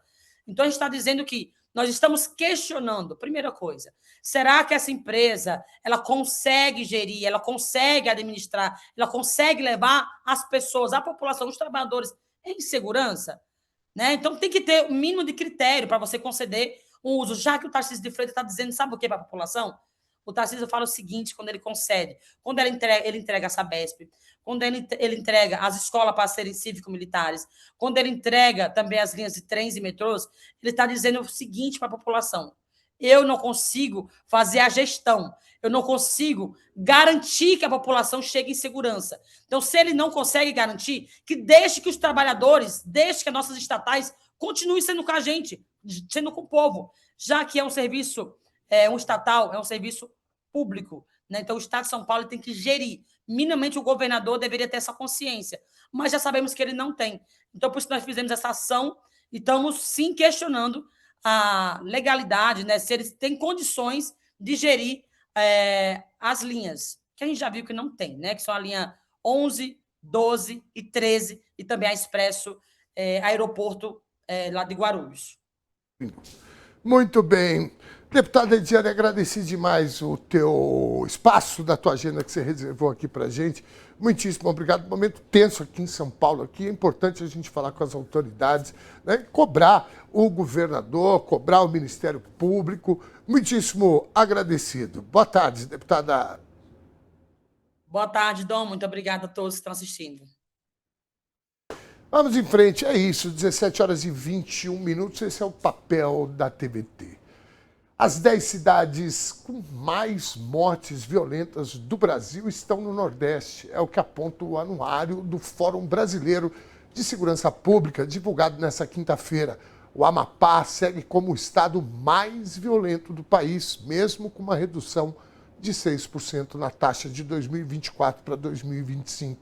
Passou de 45,2 mortes por 100 mil habitantes para 42,5. Metade dos 10 municípios mais violentos está na Bahia, 3 no Ceará, 1 em Pernambuco e 1 na Paraíba. São consideradas mortes violentas intencionais, homicídios dolosos, feminicídios, latrocínios, lesões corporais seguidas de morte e mortes decorrentes de intervenção policial. O estudo mostra que os feminicídios bateram recorde em 2025, com 4 mulheres mortas por dia em média. Outros crimes contra a mulher também subiram, como violência psicológica, perseguição e ameaças, com 3 tentativas de feminicídio para cada crime consumado. Por outro lado, o Brasil registrou o menor número geral de assassinatos desde 2012, com 40.775 vítimas, uma queda de 8% em relação a 2024. Pela primeira vez, a taxa ficou abaixo de 20%, em 19,1%. Outros dados chamam a atenção no levantamento. As mortes cometidas por policiais aumentaram 5% no ano passado, enquanto a morte de policiais caiu 3%. O Brasil tem hoje 2,1 milhões de pessoas e empresas autorizadas a ter armas, sendo 1 milhão de CACs, são 1,6 milhão de armas cadastradas e 3 em cada 10 estão com registro vencido. Grande parte já deve estar na mão da bandidagem. Outro dado divulgado hoje pelo Anuário Brasileiro de Segurança Pública é o número de celulares roubados ou furtados em 2025. O Brasil registrou 830.890 roubos de furtos de aparelhos, uma média de 95 celulares subtraídos por hora. As maiores taxas de crime ocorrem em capitais e regiões metropolitanas. São Luís lidera o ranking nacional, seguida por Belém e São Paulo. O ranking nacional, entre as cidades com maiores taxas do país, 14 são capitais. O Nordeste concentra 8 cidades do ranking, enquanto o Norte e Sudeste têm 6 cidades cada. O levantamento também detalha como ocorrem os crimes. Os furtos acontecem principalmente aos finais de semana, que concentram 34,5% das ocorrências, com picos entre 10 horas e meio-dia e das 17 às 20 horas. Já os roubos concentram 73,1% dos casos em dias úteis, com maior incidência nas sextas-feiras, principalmente das 5 às 6 da manhã e das 18 às 23 horas. Gente, isso daí é importantíssimo vocês guardarem isso, viu? Porque tem uma epidemia de roubo de celulares. Aliás, aqui a Avenida Paulista, que é super policiada, né, é um dos lugares que mais roubam celulares. Vamos dar uma passadinha com os nossos internautas e telespectadores? Não. Aí, vamos lá, tá aqui ó, na tela. Boa tarde, Dom. Hoje fui trabalhar e quase morro no metrô. Uma falta de respeito com o usuário. Nossa, pensei que ia morrer de tão lotado que está. Você está lindo. Muito obrigado. Mara Araújo, querida, estou pedindo para dar uma voltinha aqui. Uou, devagar e com apoio. Obrigado, Mara Araújo. Trabalho da Fratelli, né? Sônia Maria, boa tarde, Dom. Hoje você está muito elegante. Essa cor de blazer combina com seus cabelos. Bom programa. Ela quis dizer, né, brancos, né, prateados. Tá ótimo, querida. Muito obrigado, Sônia. Um beijo gigante para você. Vamos em frente. Olá, alô, Dom. O povo devia ir para as ruas protestar contra esses governadores do Brasil, diz o Paulo Sérgio. Concordo contigo, Paulo. Quanto mais o povo estiver nas ruas, melhor ter o funcionamento da política. Esses caras só trabalham igual feijão, né? Só funciona na pressão. Estou contigo. Paulo, 17h26, boa tarde, linha 11, Coral estava indo bem com problemas, mas depois que a trilha começou a transição, está sendo só ladeira abaixo, diz a Nilva Ferreira. Pois é, né? O usuário, o cidadão, a cidadã estão de olho. Os caras pensam que o povo está dormindo no ponto. Tá não, viu, meu amigo? Aí, ó. Mesmo quando a gente dorme no metrô um pouquinho, a gente dorme com o olho aberto e outro fechado, não é, Batata? É, meu amigo. Obrigado, Nilva. Boa tarde, Dom. Estou torcendo para que o Haddad seja nosso governador de São Paulo. Vai organizar a bagunça que o Tarcínico fez. E Zilda Siqueira, obrigado, Zilda, pelo comentário, obrigado pela audiência. 17h27. Boa tarde, Dom Ernesto, e a todos da TVT News 2, porque Savoy City, Parque Savoy City, São Paulo, privatização é sinônimo de incompetência. Tarcísio, defeito é incompetente, pronto. A deputada Ediane Maria falou aqui, né? Quando ele entrega o serviço público para a iniciativa privada, ele está assumindo que não é capaz de fazer a gestão, né? E olha que, de toda forma, o transporte público é lucrativo. Obrigado, Joaquim. Abraço para você, meu irmão. Obrigado por estar aqui com a gente, viu? Boa tarde, Dom. Eu não concordo com privatizações do Brasil, porque os governantes, infelizmente, privatizam para se beneficiarem a si mesmos ou para seus amigos. Digo, pois é o que eles passam para nós, diz a Ilse Zanin. Mas toda transação de privatização, vocês notam que fica uma tensão, né? E aí você vai ver a comemoração do governador do estado de São Paulo, que privatizou, logo no início do governo do Tarcísio, ele privatizou um trecho do Rodoanel. Ele pegou, ele tomou o martelo da mão do leiloeiro e ficou batendo até quebrar o negócio. Falei, gente, tipo Copa do Mundo. Aí tem, né, gente? Aí tem o seguinte, ele tem que explicar porque que ele gosta tanto das privatizações. E olha o que aconteceu. Né? Tem a imagem? Ah, põe a imagem então, Tião. Ó, o Tião tá... Olha lá. Olha lá. Olha só aqui. Olha. Gente, olha isso. Ela ainda jogou um martelo caro pra Dedéu isso daí, né? Sabia não? Isso é caro, o marceneiro que faz, o carpinteiro. Mas olha só, tem alguma coisa aí, gente. Não, tem alguma coisa aí. E eu não estou insinuando nada, eu estou falando que tem alguma coisa no sentido assim, não pode ser só, avisaram, saiu a privatização, a empresa tal ganhou, cara, parabéns para a empresa, né? Uma atitude republicana. Agora, o próprio governador pegar o martelo do leiloeiro e fazer isso que ele fez é demais, né? Vamos em frente. Linda participação das mulheres no jornal hoje. Importante marcha das mulheres negras. A Emirelias. Nossa Senhora. Ele não lê o arroba das pessoas é demais. Mil desculpas, Emir. Que é membro do nosso canal. Já era para eu ter decorado, né, gente? Boa tarde, falando de Portugal. Leiria Vila Vieira, Aldeia Lameiro, assistindo TVT. Cid Maria de Oliveira Cardoso. Cídia Maria, muito obrigado. Você sabe, Cídia, querida, eu morei aí em Portugal, morei na Costa da Caparica, morei em Lisboa também, foram 4 anos maravilhosos das nossas vidas, viu? Adoro Portugal, beijo grande. Sou do Rio de Janeiro, mas amo São Paulo, desejo que se livrem de Tarcísio.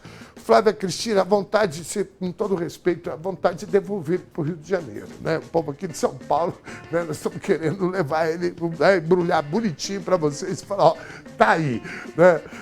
Um beijo, querida, obrigado. Em São Paulo, o bueiro explode, trem pega fogo, a água está imunda, a polícia é corrupta, caos, diz a Maria Cristina.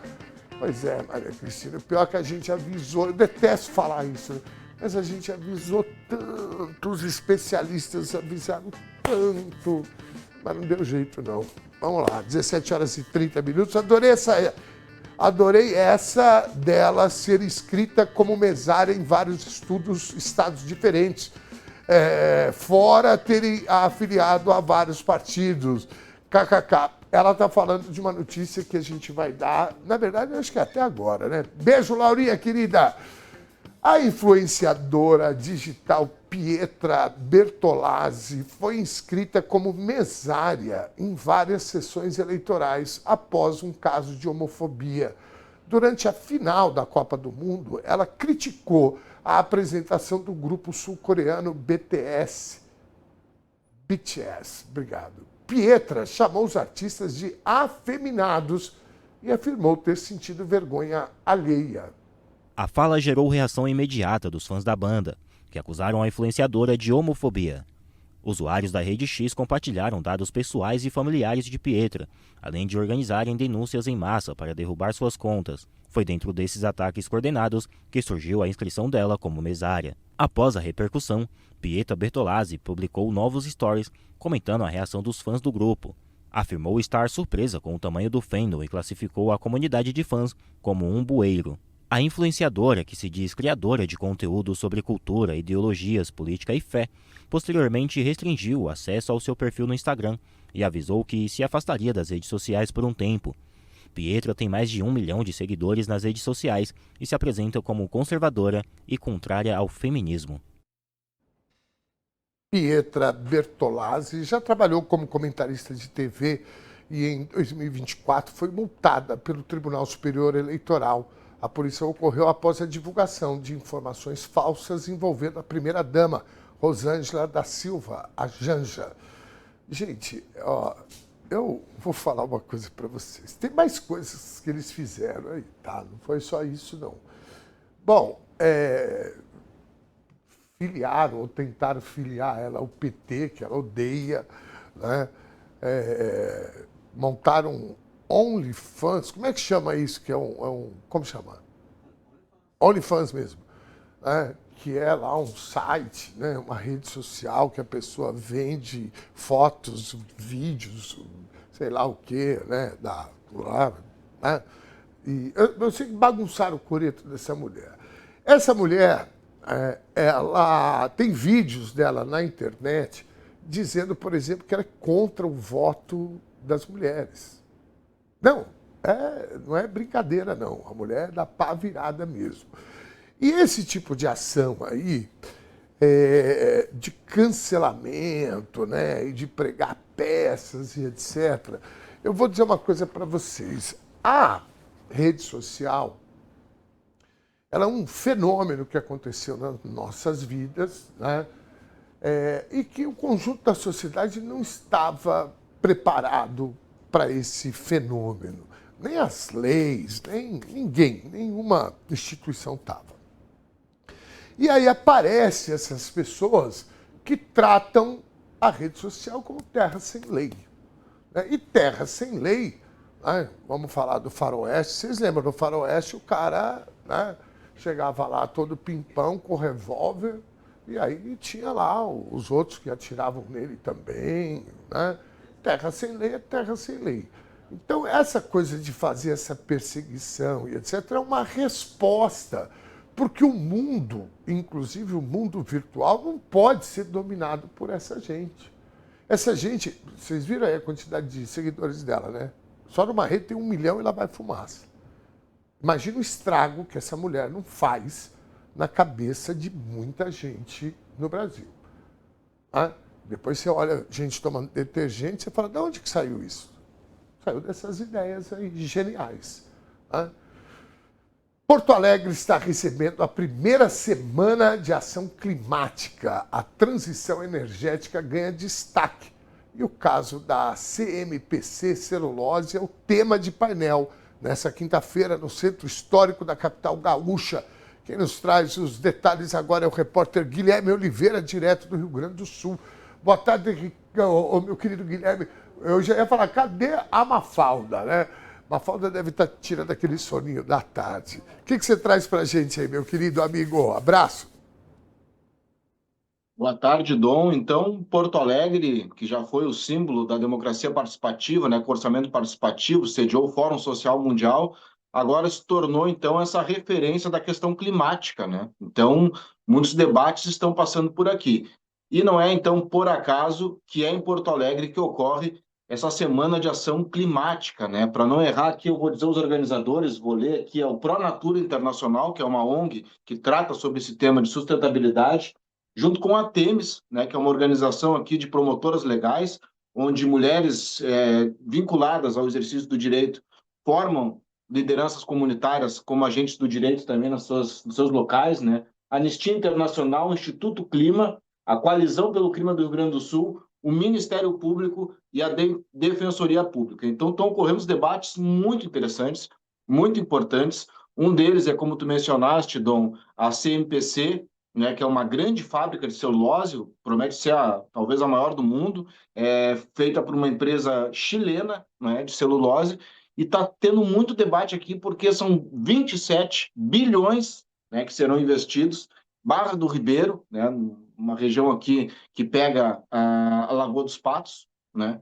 Então é muito dinheiro e aí vem aquele debate, né? Tu é a favor do avanço da economia, de investimento no Estado, de novos empregos, ou tu é contra, né? Isso aí está, inclusive na esquerda, a esquerda está dividida, né? Tem pessoas parlamentares aí que estão apoiando, outros estão contra. Então isso está no centro do debate. E a questão das chuvas, né, Dom? Vivemos hoje, aqui no Rio Grande do Sul, de novo, né? Estamos vendo cenas catastróficas, casas sendo levadas pelos rios. A gente já pode fazer um balanço prévio de como é que foi essa primeira manifestação do El Niño aqui no Rio Grande do Sul, né?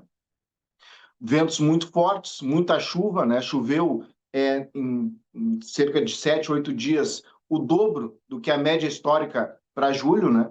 Que já é um período chuvoso no Rio Grande do Sul. O rio Caí subiu muito, né? E o Taquari também. Então, aquela zona ali do Vale do Taquari, muitas cidades já foram alagadas e toda essa água desses rios está vindo para Porto Alegre, né? E aí a preocupação de que o Guaíba vai subir, né? Já se tem uma ideia que as ilhas aqui vão ser alagadas, né? Mas, por enquanto, não se tem ainda notícia de que pode alagar novamente o centro de Porto Alegre, mas a preocupação existe, porque é muita água. Então, é nesse contexto que está acontecendo essa semana, né, de debate sobre o clima, que é debates que estão vinculados à COP30, né, que ocorreu em Belém do Pará. Então, é uma decorrência, né, da COP30 essa semana aqui no Rio Grande do Sul. E, além desses grandes debates, como o CMPC, né, da celulose, também estão tendo debates para a população, para as pessoas, sobre como as pessoas também podem responder a esses fenômenos, né, climáticos, como o El Niño, como a enchente, né, que também é uma decorrência dele, o que as pessoas podem fazer.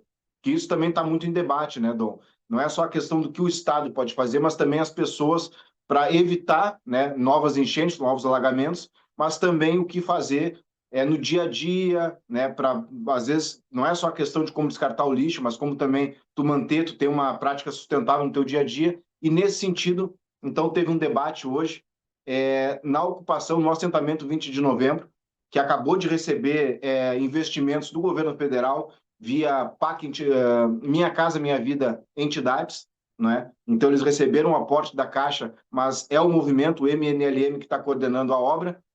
Vai ser inaugurada nesse ano, mas o auditório já está aberto ao público e foi lá então que teve uma atividade hoje da semana de debate aí do clima, de ação climática, sobre o que as pessoas podem fazer quanto a isso, e é esse VT que eu queria chamar agora. A Semana de Ação Climática está acontecendo em Porto Alegre, infelizmente, né? Numa semana bem difícil, conturbada aí, com várias situações já de alagamentos pelo Estado, mas justamente vem no sentido de trazer reflexões para a sociedade e para a nossa cidade também a respeito de tudo isso, né? Como prevenir, como enfrentar esses momentos difíceis, como está a situação pós-enchente, todos os resquícios que ficamos, né, dessa grande enchente que o Estado do Rio Grande do Sul viveu. Então nós temos atividades da Semana de Ação Climática no multipalco lá do Teatro São Pedro, que são uma série de rodas de conversas, oficinas e painéis, e oficinas também, atividades autogestionárias que acontecem nos territórios. Então essa oficina que acontece hoje aqui, né, no assentamento de 20 de novembro, que está em obra ainda, é uma atividade de parceria com o Instituto Mulher em Construção, que atua na formação de mulheres na área da construção civil.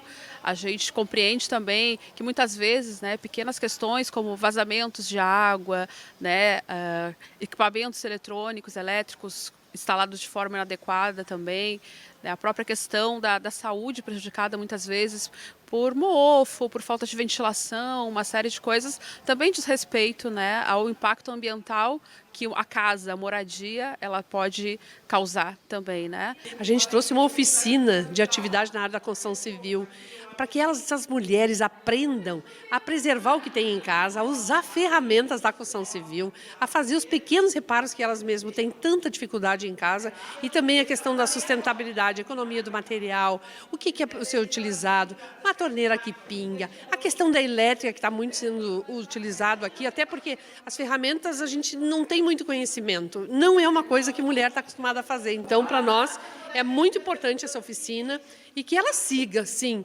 seguindo com outras comunidades, com outras propostas, para que a gente avance cada vez mais enquanto nós, mulheres, chefes de família, que são mais de 50% no Brasil, a gente precisa trabalhar essas mulheres. Então, isso também é questão de sustentabilidade.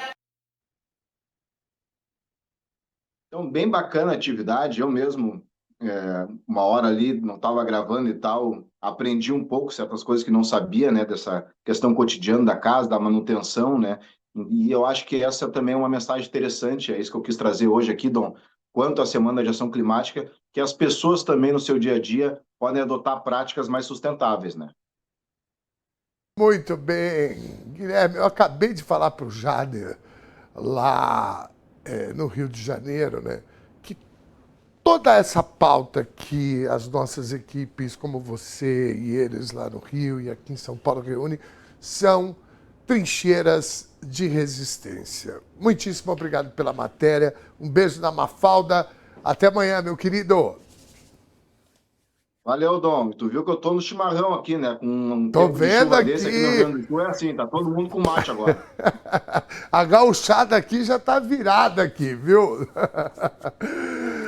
Abraço, queridão. Muito obrigado.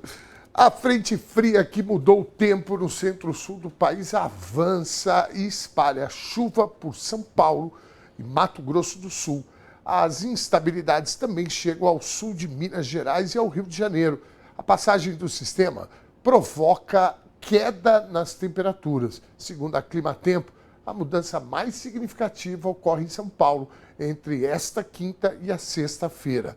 A chuva começa pelo oeste, sudoeste e sul paulista, avançando para o centro, litoral e região metropolitana. Há risco de pancadas fortes e temporais isolados, principalmente no interior. Na capital paulista, a quinta-feira é de aumento da nebulosidade, chuva e temperaturas em declínio. Na sexta, o dia será fechado, com chuva frequente e máxima perto dos 20 graus. O sistema deve continuar influenciando o tempo no sul, sudeste e centro-oeste nos próximos dias. Temos imagens da Paulista? Não. Se a gente tiver, vamos dar uma olhadinha na Paulista. Como é que tá? Olha aí, ó. Essa selva de pedra deve estar gelada, hein, Batatinha? Uma mobilização da Associação dos Bancários Aposentados e do Sindicato dos Bancários de São Paulo, na zona norte da capital, denuncia uma realidade preocupante: a redução do atendimento presencial e o fechamento de agências bancárias. Os maiores prejudicados são os idosos, que muitas vezes não dominam as ferramentas digitais e acabam excluídos do acesso a serviços bancários básicos. A reportagem é de Ricardo Weber. 48% dos municípios brasileiros não têm agências bancárias e os bancos seguem fechando agências físicas. Isso gera menos acessos a serviços essenciais, prejudicando justamente a parcela mais vulnerável da população, os idosos e pessoas sem acesso aos aplicativos de banco. Hoje estamos aqui na frente do Bradesco, junto com o Sindicato dos Bancários do Estado de São Paulo e a ABAESP, para denunciar a atrocidade que os bancos estão fazendo com a população, fechando agências, dando um mau atendimento, tornando os seus profissionais doentes por tanta pressão em cima do trabalho, prejudicando as pessoas idosas no momento que elas não conseguem acompanhar a automação bancária e são pressionadas a utilizar os caixas eletrônicos.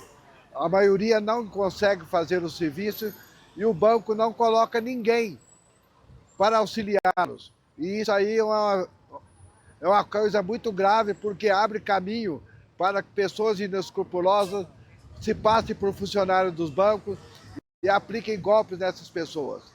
Estamos aqui com os sindicatos bancários em defesa do idoso, das pessoas mais humildes, as pessoas que têm dificuldade de mexer nas máquinas, que faltam nas agências pré-atendente.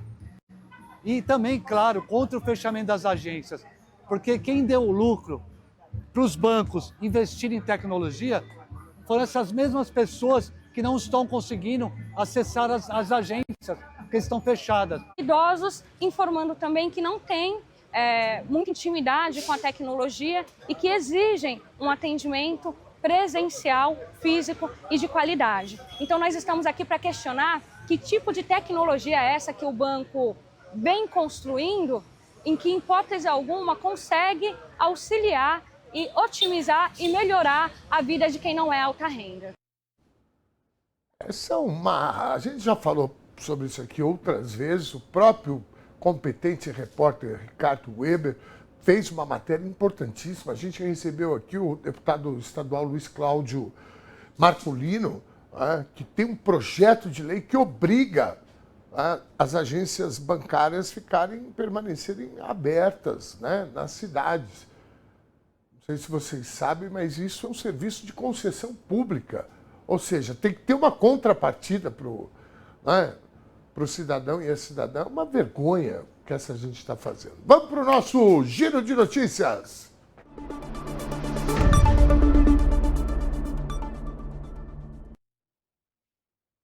Para comentar algumas das principais notícias do dia, convido agora o nosso elegantérrimo, querido jornalista Dom Valério Campos. Boa tarde, meu querido. Olha lá, eu falei, dá só uma olhada nessa estica.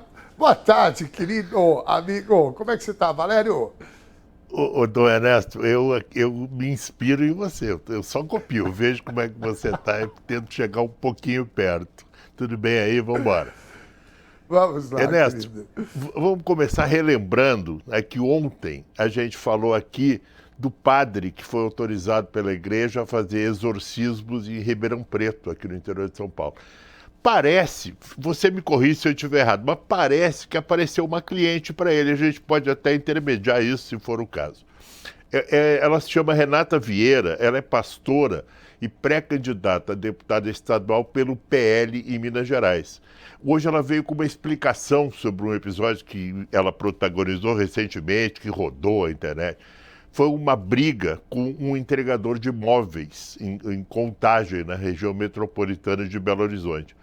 Ela foi gravada dando tapas e jogando pedra no entregador. Era um sofá que vinha para casa dela. O cara estava sozinho e ele não ia conseguir levar um sofá. Ele falou, espera aí que eu vou chamar os colegas. Ela não quis esperar, houve um estresse, enfim. Talvez, se ninguém tivesse visto, ficasse por isso mesmo. Mas como ela foi flagrada, foi gravada ali, fazendo as barbaridades, ela admitiu o erro, mas alegou que também foi agredido, o que não aparece em nenhum lugar, mas é a palavra dela. Enquanto a Polícia Civil investiga o caso, a pastora disse hoje o seguinte: foi vítima de uma armação por parte dos vizinhos e o episódio foi uma astuta cilada de Satanás. Agora você imagina, né? Se a moda pega, vai sobrar cliente para o padre exorcista de Ribeirão Preto. Talvez ele nem dê conta de tanta procura, não é? Olha, Valério, bom, a gente deu a notícia aqui, fizemos matérias sobre isso, né? Agora, eu vou falar uma coisa para você. Esse povo aí, eu não vi o partido dela, mas deve ser do PL, né? É PL.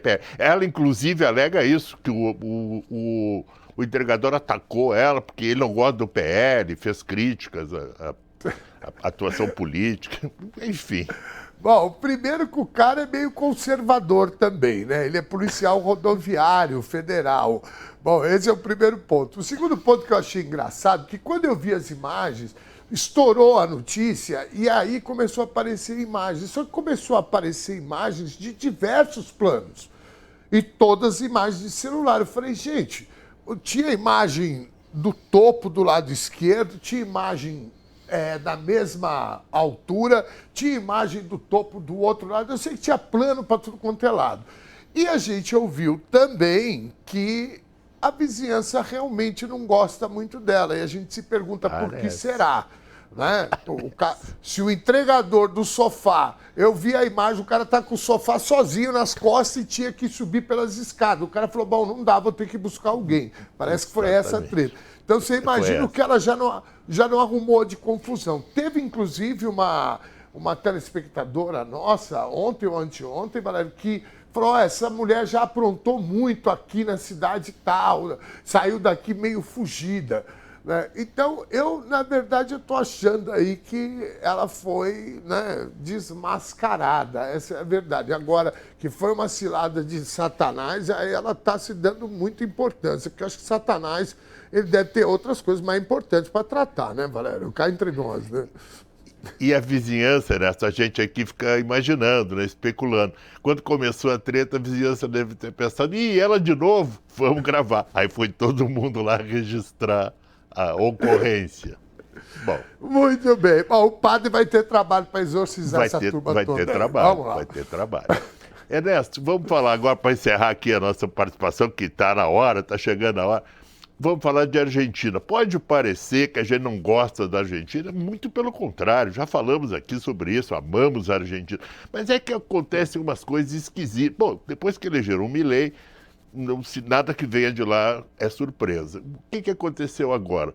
A impressão que dá é que os argentinos estão se colocando naquela categoria de gente que não sabe perder. Parece ser isso. Por quê? Porque quase 70 mil argentinos já assinaram nesta semana um abaixo-assinado para que a final da Copa seja anulada. Quem teve a ideia foi uma senhora argentina chamada Gisela Sanches, que é de Salto, lá perto da Bolívia, e lá, inclusive, é de lá que vem a empanada saltenha, que é um prato típico da Bolívia, mas que foi levado para lá por imigrantes argentinos de Salto. E a empanada é um prato muito tradicional na Argentina, enfim. Então, essa senhora saltenha, ela está convencida que o juiz, o esloveno Slavko Vincic, que apitou o jogo de domingo, ela está convencida que ele roubou a seleção argentina no jogo com a Espanha. Ela garante que existem vídeos que mostram que o juiz foi subornado. Agora, se esses vídeos existem mesmo, só ela viu, porque ninguém mais teve acesso a isso. A imprensa da Espanha comentou o seguinte: a legislação esportiva determina que uma final só pode ser repetida em situações excepcionais previstas pelos regulamentos ou por determinação dos órgãos responsáveis, que no caso seria a FIFA. O resumo é o seguinte: por bem ou por mal, um abaixo-assinado não é capaz de mudar o campeão mundial de futebol, Ernesto. Rapaz, eu vi um meme no dia do jogo que era assim: eu vou torcer para a Argentina, aí embaixo, aprender a votar. Eu acho que o processo de idiotização das pessoas, que infelizmente não é uma exclusividade do povo argentino, aqui no Brasil aconteceu isso também, mas eu acho que leva esse processo todo da extrema-direita, leva as pessoas para um lugar de obscurantismo, de negacionismo e de teorias da conspiração. Porque se você olhar o jogo, como é que chama essa senhora também? Bom, ela não vai estar assistindo a gente, mas se você assistir o jogo, a Argentina não deu um chute no gol. Exatamente. Então precisa conversar, a verdade, com os jogadores argentinos. Meu querido, agora, ô Valério, eu fiquei com a vontade de comer uma empanada na hora que você começou a falar, né? Que não foi brincadeira. Ô, rapaz, pelo amor de Deus, ainda mais essa alteia. Exatamente, é uma maravilha. Só para encerrar aqui a questão do jogo, né? Esse episódio faz a gente lembrar aquele caso do escândalo da arbitragem que houve no Brasil, o caso Edilson, né? Que juízes manipulavam o resultado. Como você lembrou aí, o Edilson, na época, quando foi questionado e tal, ele falou: tudo bem, eu ganhei dinheiro para roubar e tal, mas precisava que o time, para quem eu fosse roubar, atacasse, chutasse em gol. Senão não tem como roubar. E acho que é por aí, né? Abraço forte, meu querido Mister. Valeu. Até amanhã, meu irmão. Obrigadão, viu? Até amanhã, um beijo para todos. Com você aqui. Beijo. Valeu. 17 horas e 56 minutos. Essa é demais, né? Só faltava essa, né? Eu queria saber o que o Messi, os jogadores da Argentina, devem estar pensando disso, porque eles sabem que eles foram surrados, não é? Surrados mesmo. A Justiça da Itália anulou a autorização para extraditar a ex-deputada Carla Zambelli ao Brasil com base na falta de detalhes sobre a assistência médica que ela receberia na prisão. Os juízes rejeitaram a tese da defesa de que houve perseguição política ou ilegalidades no processo pelo Supremo Tribunal. No entanto, o tribunal concluiu que o pedido brasileiro não demonstrou como será garantido o tratamento de saúde que o quadro da ex-parlamentar exige. Com a decisão, o processo retorna à Corte de Apelação de Roma e o governo brasileiro terá que apresentar informações complementares sobre as condições carcerárias e médicas para que um novo julgamento seja realizado. Bom, estão temperando aí, né? Estão temperando. Uma hora dá certo, uma hora essa moça vai vir para o Brasil pagar os crimes dela na Papuda. Papuda não, lá é colmeia, né? Na colmeia. E sabe por quê? Porque está cheio de mulher lá que tá lá, estão lá por culpa dessa senhora aí que, ó, ficou aqui na orelha desse pessoal. Ela, Jair Bolsonaro, esse está preso, Eduardo Bolsonaro, esse está fugido. O Ramage fugiu também. Bom, tá sobrando quase ninguém, né? Daqui a pouco vai estar todo mundo correndo para lá. Vamos em frente, 17 horas e 57 minutos. Os estoques do Banco de Sangue de São Paulo chegaram a um nível crítico, com a queda nas doações durante o período de inverno e férias escolares. A redução ocorre no momento em que a demanda hospitalar aumenta com cirurgias e atendimentos de emergência. Neste momento, todos os tipos sanguíneos são necessários, mas o apelo principal é para o tipo O negativo, que é o doador universal e indispensável em situações de risco. Uma única doação pode salvar até 4 vidas. Para mais informações de como doar, acesse o nosso portal tvtnews.com.br ou aponte a câmera do seu celular para esse QR Code que está aqui na sua tela. Gente, ainda mais quem tem O positivo, né? Vai lá doar o sangue, cara. Uma doação pode salvar aí 3, 4 vidas, não é mesmo, Batatinha? Já doou sangue hoje? Não? Sou diabético. Você é diabético. Quinta-feira é dia de Juca Kfouri, entrevista na TVT. E no programa de hoje, o Juca recebe os repórteres Ed Vanderlei e Isabel Seta, da Agência Pública. É hoje, 9 da noite, aqui na TVT. Meu caro, 9 horas da noite, aí que beleza. Que privilégio ter o Juca Kfouri às quintas, 9 da noite. Vamos ver o resultado da nossa enquete? Põe na tela aqui para mim.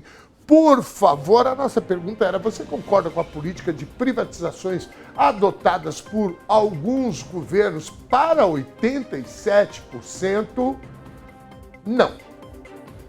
Computaram os votos da Ediane?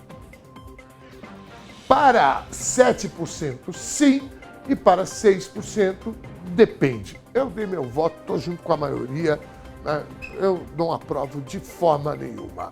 Muitíssimo obrigado pela sua companhia aqui no TVT News, segunda edição. Amanhã a gente está de volta às 4 da tarde, ao vivo, com mais notícia, opinião, comentaristas e muito mais. Beijo grande. Até amanhã.